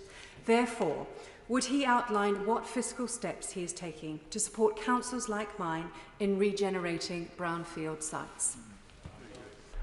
I thank the Honourable Lady. She's absolutely right about the importance of going to brownfield first. And today's spending review makes available an additional £100 million for non-mayoral combined authorities to access remediation funding. My right honourable friend, the Housing Secretary, will be able to talk to her in more detail about that. But it's exactly the kind of thing that I think could make a difference in her constituency. Video link. Drew Hendry. Thank you, Mr Deputy Speaker. By introducing the emergency measure to increase universal credit by £20 per week, the Chancellor was acknowledging what many have known for years, that universal credit is simply not enough to live on. If that was the case during this pandemic, why won't he commit to retaining this uplift permanently? Mr Deputy Speaker, we put in place a range of temporary measures because we were dealing with an unprecedented crisis. We are now working our way through that crisis, and the future looks brighter considerably than it did in March, not least because of the medical advancements and our ability to do improved testing as well, so we can look forward. We keep everything under review, Mr Deputy Speaker. The uplift lasts all the way to the spring. As we get to the spring and have more clarity about the future path of our economy and restrictions, we will of course be mindful of how to support and protect those who are most vulnerable in our society. Martin Vickers. Thank you, Mr Deputy Speaker. Whilst I share some of the concerns expressed by colleagues about the aid budget, can I say to my right honourable friend that if we are to continue asking our constituents to make sacrifices, I think it's a temporary move is the right one. And could I ask for an assurance that the Greater Grimsby Town deal, which is of great benefit to my Cleethorpes constituency, will continue to be funded? And he's aware from a note I gave him last week that a modest support for LNER would restore our direct rail service to London. I would hope that he can achieve that. Thank you. Well, Mr Speaker, I thank my honourable friends for his support, and he's right about the need, my need to make difficult decisions, tough choices, so that we can prioritise the things that he talked about. I believe today his local area has received some seed funding to examine proposals for the South Humber line. I hope that will make a difference to his constituents, and I hope our Levelling Up Fund could be something that he and I have a productive conversation about as we figure out how best to support the wonderful town of Grimsby with its future ambitions. Rachel Hopkins. Thank you, Mr Deputy Speaker. It is irresponsible to pit public sector and private sector workers against each other in the race to the bottom on wages, especially when key workers across both sectors kept us going through the pandemic. Notwithstanding the small amount paid to low-paid workers who frankly deserve better, this pay freeze for civil servants will also freeze any meaningful action on tackling the gender pay gap in the civil service, which is 12%. Will the Chancellor outline what discussions he's had about eradicating the gender pay gap in the government departments with the Cabinet Office? So, Mr Deputy Speaker, just for the record, no one is trying to pit anyone against anyone else. This is simply about doing what is fair for the country. It is the right decision to make. It is a difficult decision, but we have taken a targeted approach to protect those on lower incomes, protect those in the NHS, ensuring that a majority of public servants will receive an increase in their pay next year. And I'll be very happy to go away and look at the example she gave of the gender pay gap in the civil service and make sure that we are making good progress to eliminating that. Video link. Mike Wood. Thank you, Mr Deputy Speaker. We all want to see people's wages going up again after this pandemic. My right honourable friend's statement provides a strong foundation for securing that. At a time when many workers in the private sector face cuts or job losses, I can understand why it's necessary to pause public sector pay rises other than those for frontline NHS workers and those earning less than the national average. But will he join me in urging the Independent Parliamentary Standards Authority to make sure that that freeze must also extend to the salaries of members of Parliament? Well, I think my honourable friend makes an excellent point, and the way he framed it, I think, was spot on. He will be reassured to know that the Chancellor of the Duchy of Lancaster has written to IPSA on behalf of the government, the Prime Minister and I, to express our views on the situation and to enable them to be informed about the pay policy that we put in place in the public sector, and urge them to take account of that when they set pay policy. Of course, they're an independent body, but I would hope very much that they look at what we're doing. Video link. Vicky Foxcroft. Thank you, Mr. Deputy Speaker. The Youth Violence Commission report published earlier this year highlighted the importance of high-quality youth services provision. Yet in a recent written response to the report, the member for Loughton Horncastle made no mention of the Youth Investment Fund, and the same applies to the Chancellor today. Indeed, when the member for Southend West asked about this, the Chancellor didn't seem to know what he was on about. Does this mean the promised and already delayed 500 million has been shelved? No, Mr. Deputy Speaker, it hasn't been shelved, but I can tell the Honourable Lady there is extra funding in this spending review for youth services. There's an amount of money for extra capital projects for youth clubs, and of course funding for the National Citizenship Service, and more generally the government will review its approach to all youth services later this spring, and my right honourable friend, the Secretary of State, will set out details in due course. Jones. Thank you, Mr. Deputy Speaker. I welcome the focus on infrastructure in this statement. As my right honourable friend knows, I chair the all-party infrastructure group, and I can tell him that the industry has been looking for certainty, as he is providing today. Does he agree with me that certainty will allow the industry to plan better and through that to deliver better value, and also develop skills programmes, including apprenticeship programmes? Yeah, my honourable friend is absolutely right, and it's that because of that multi-year certainty, particularly on the capital side, that we can deliver projects more efficiently, faster and at lower costs, and that certainty also helps the supply chain to take on new apprentices, helped indeed by our apprenticeship bonus as well. But he's absolutely right, we must train the next generation and create jobs as we deliver this infrastructure, and that's exactly what we're doing. Thank you, Mr. Deputy Speaker. Britain's publicans and the wider hospitality trade are facing a catastrophic Christmas. The government's mishandling of coronavirus and the lack of evidence behind the policies on pubs particularly, and the lack of a financial package to support them going forward from this second lockdown, is going to mean many of them never open their doors again. Will the Chancellor, rather than getting to his feet and congratulating him on what he did in the first lockdown, actually give Britain's publicans some kind of sense that there's a package coming that might see them through the winter?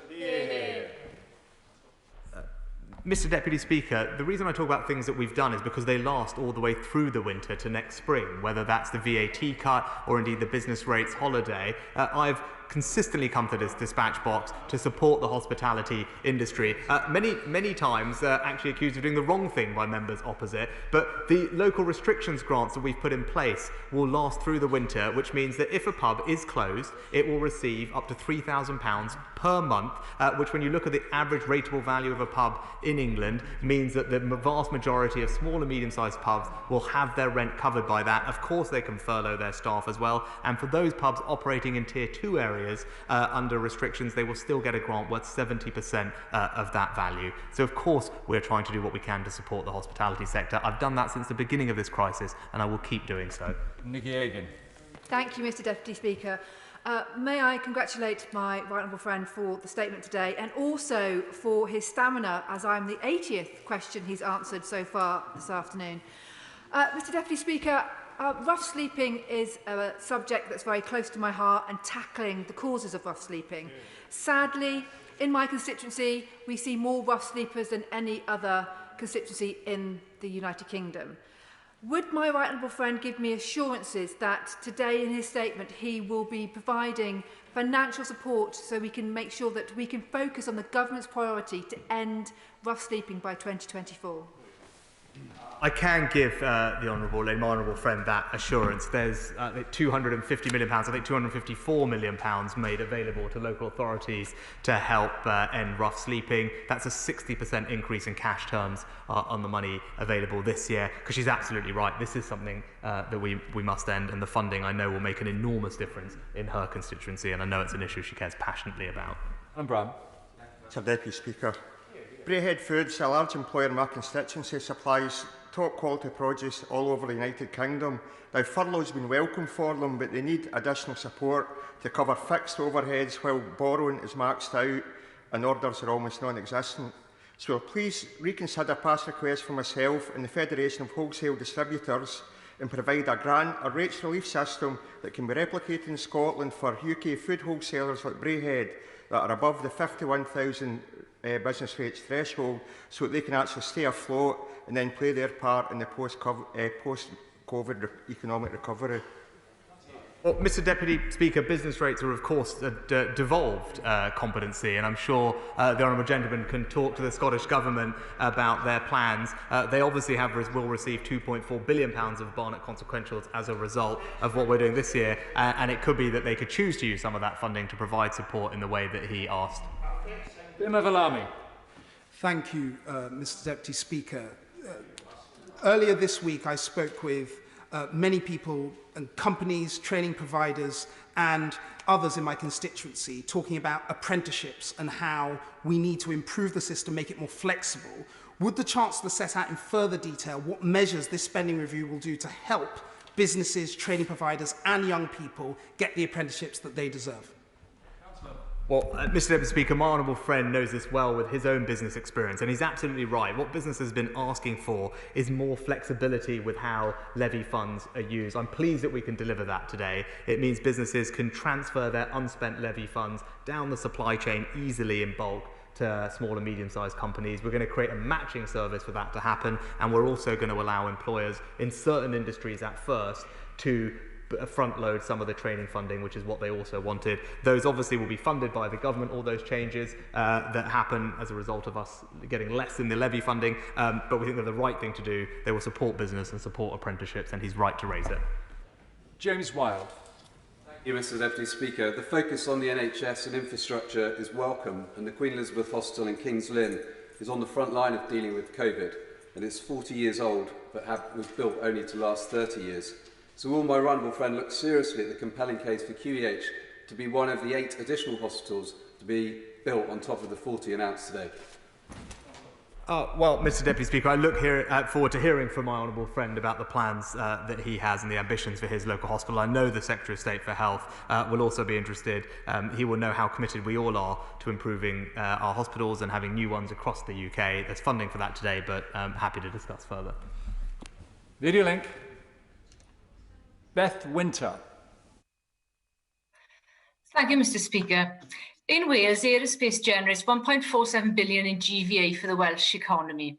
Since the pandemic, GE Aviation, which employs 200 of my constituents, has suffered 600 job losses, with future job losses likely. The sector faces a very uncertain future, which will have a devastating impact on our communities. These highly skilled workers have transferable skills. With the Chancellor's stated interest in funding the development of green initiatives, would he consider a sector-specific package to support such a development for my constituents? Mr Deputy Speaker, I know in my conversations with industry, one of the things they were very keen to see was an extension of our job support and furlough schemes, which is something we have been able to provide, and I know that will make a difference in preserving those valuable skill matches she talked about. And she will also know that there is an existing R&D pot that Department for Business runs where it works with the aerospace industry to access, and also some of the new R&D we've put aside for our net zero transition will also help, because it's designed on reducing emissions and finding new ways in the transportation sector. William Ragg. Thank you, Mr Deputy Speaker. As somebody who campaigns to protect Greenbelt land, I welcome my right honourable friend's additional investment in prioritising brownfield development. His changes to the Green Book will also benefit the North West for infrastructure investment, but will he say more about what he can do to incentivise business growth in the north of England, which will bring jobs and, importantly, tax revenue to fund many of his spending commitments he's announced today? Well, Mr Deputy Speaker, my honourable friend is absolutely right. Although not part of the spending review, but just very recently announced, is the extension to the annual investment allowance. It was due to expire at the end of this year. This allows small and medium-sized companies to write off in full investments of up to £1 million. So that is a tax break that we are extending into next year. I know it will be warmly welcomed by businesses in his constituency. Allow them to invest in their growth in a tax-advantaged way. Peter Kyle. Thank you, Mr Deputy Speaker. Brighton and Hove has double the national average of people renting their homes, and yet the cost of rental in Brighton and Hove is the same price as central London. I am hearing from an alarming number of people who are struggling to pay their rent. They're either running businesses or they're in employment, which isn't covering the bills. They are running out of savings, and soon they will be destitute.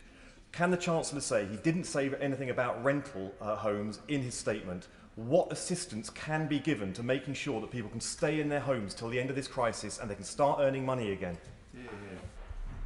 Mr Deputy Speaker, what I can say is that the local housing allowance uplift that we put in place this year will be maintained into next year, the £1 billion, and I know that is of benefit to about 1 million households at about £600 each. So that's the main announcement today, but I'd be very happy to hear if there are further things. He'll know about our £12 billion affordable homes programme, which is designed to build 180,000 affordable homes over the coming years as well.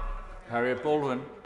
Thank you, Mr Speaker. And it's almost exactly a year since we launched our manifesto, and today's sobering statement has laid bare the impact that the pandemic has had on the nation's finances and the difficult choices that the Chancellor is having to make. And he has done well to keep manifesto pledges on track. But I feel I need to make it clear that I personally feel ashamed that the only manifesto pledge we are breaking today is our promise to the world's poorest. Mr Deputy Speaker, I know this is a topic on which my honourable friend feels very passionately about, and rightly so. As she will have heard me say, that this is something that we do with heavy heart, and it's something that enables us to make progress on our other priorities, and it is indeed temporary. We intend to return to 0.7% when the fiscal circumstances allow. Video link. Audio link. Margaret Ferrier. Thank you, Mr Deputy Speaker. According to the Institute for Fiscal Studies, public sector pay is now at its lowest level in decades relative to the private sector. While the announcement of a pay rise for NHS workers is welcome, other public sector workers will be put in even greater financial insecurity by the pay freeze. Does the Chancellor not feel that in the context of the great work they're doing at the moment in this pandemic, this public sector pay cap is a dramatic failure to show our appreciation for all their hard work?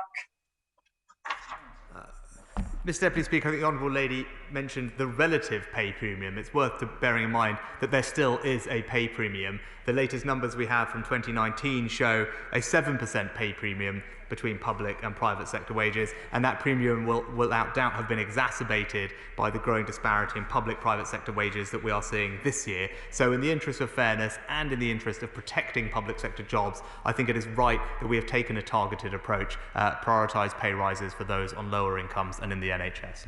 Tom Hunt. Mr Deputy Speaker, I very much welcome the £4 billion levelling up fund, but it can't just be about the North and the Midlands. Ipswich will need to be part of the mix as well there. I also welcome the schools budget, over £7 billion extra funding into schools, but I'm very passionate about special educational needs provision, as the Chancellor will know, and I just wanted assurances from him that when we're talking about this extra investment, we're talking about the extra 500 schools over the next decade, that must include providing first-class special educational needs provision, which does cost a lot, but is absolutely worth it. Well, I know about my honourable friend's passion for this subject. I'm pleased to be able to tell him £300 million has been allocated for new school places for children with special educational needs and disabilities. I think about 4 times as much as was provided to local authorities a year ago. Meg Hillier.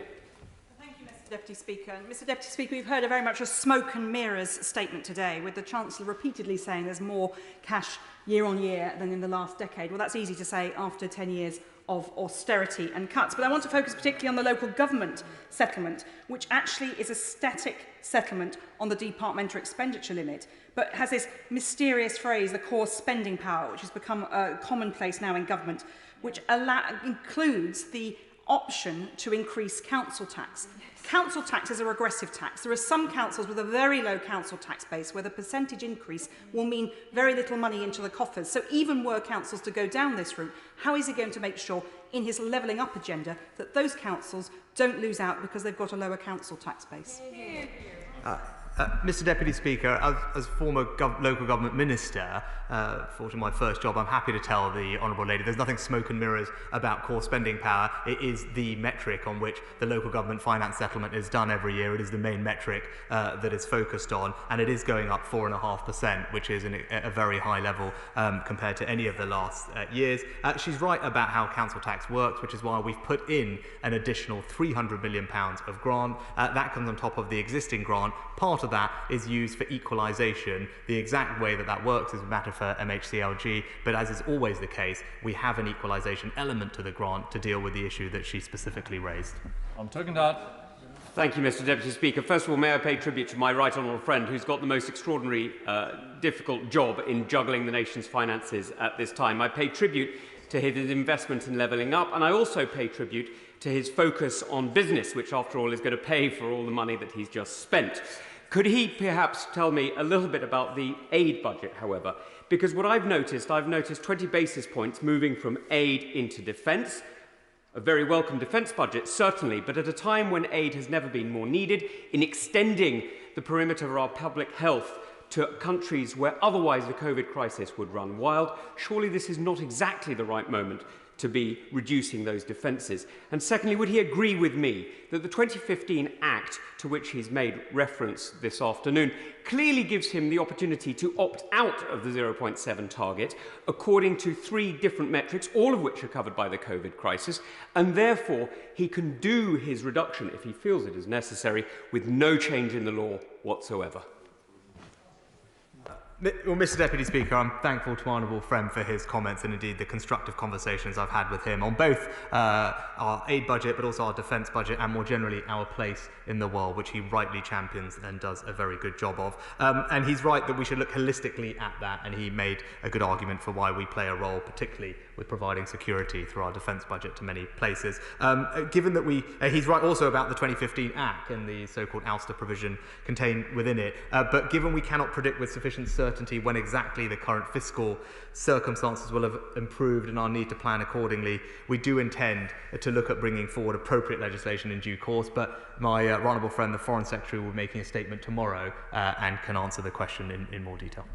Sir Geoffrey Clifton-Brown. Deputy Speaker, may I admire my right honourable friend the Chancellor's stamina in answering well over 90 questions. Can I also warmly welcome his statement this afternoon, and in particular the £100 billion he announced on infrastructure spending, which of course includes some vital projects in my constituency, notably the levelling up fund of the feasibility study for the Cirencester Light Railway, the reconfirmation of the funding for the A417, and above all, the extra funding for gigabit broadband, which my rural constituency suffers from. So will he confirm that very hard-hit economies like Gloucestershire will benefit from this infrastructure funding, and it will help speed up a strong recovery?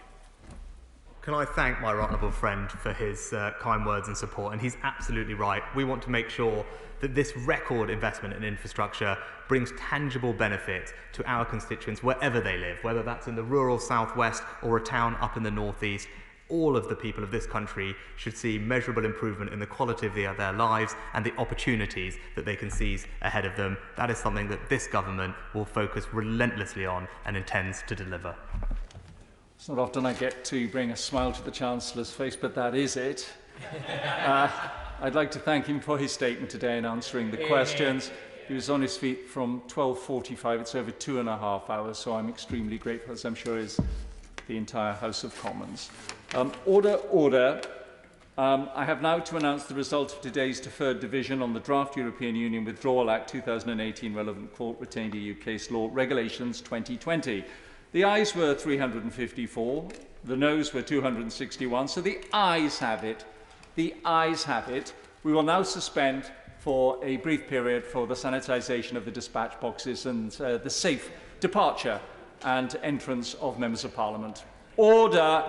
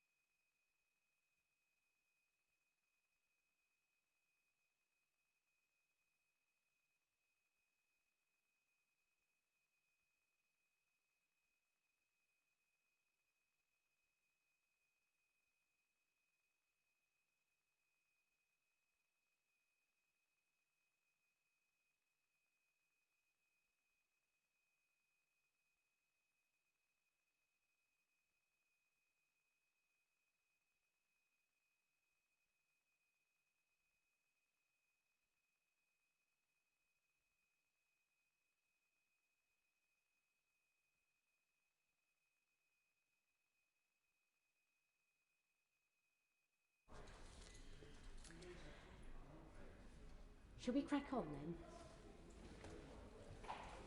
Right. Order. Order. We now come to the 10-minute rule motion. Gerald Jones. Thank you, Madam Deputy Speaker. I beg to move that leave be given to bring in a bill to amend the Road Traffic Act 1988 to provide that dangerous and careless or inconsiderate driving offences may be committed in places other than roads and other public places and for connected purposes. Madam Deputy Speaker, in August 2017, at 20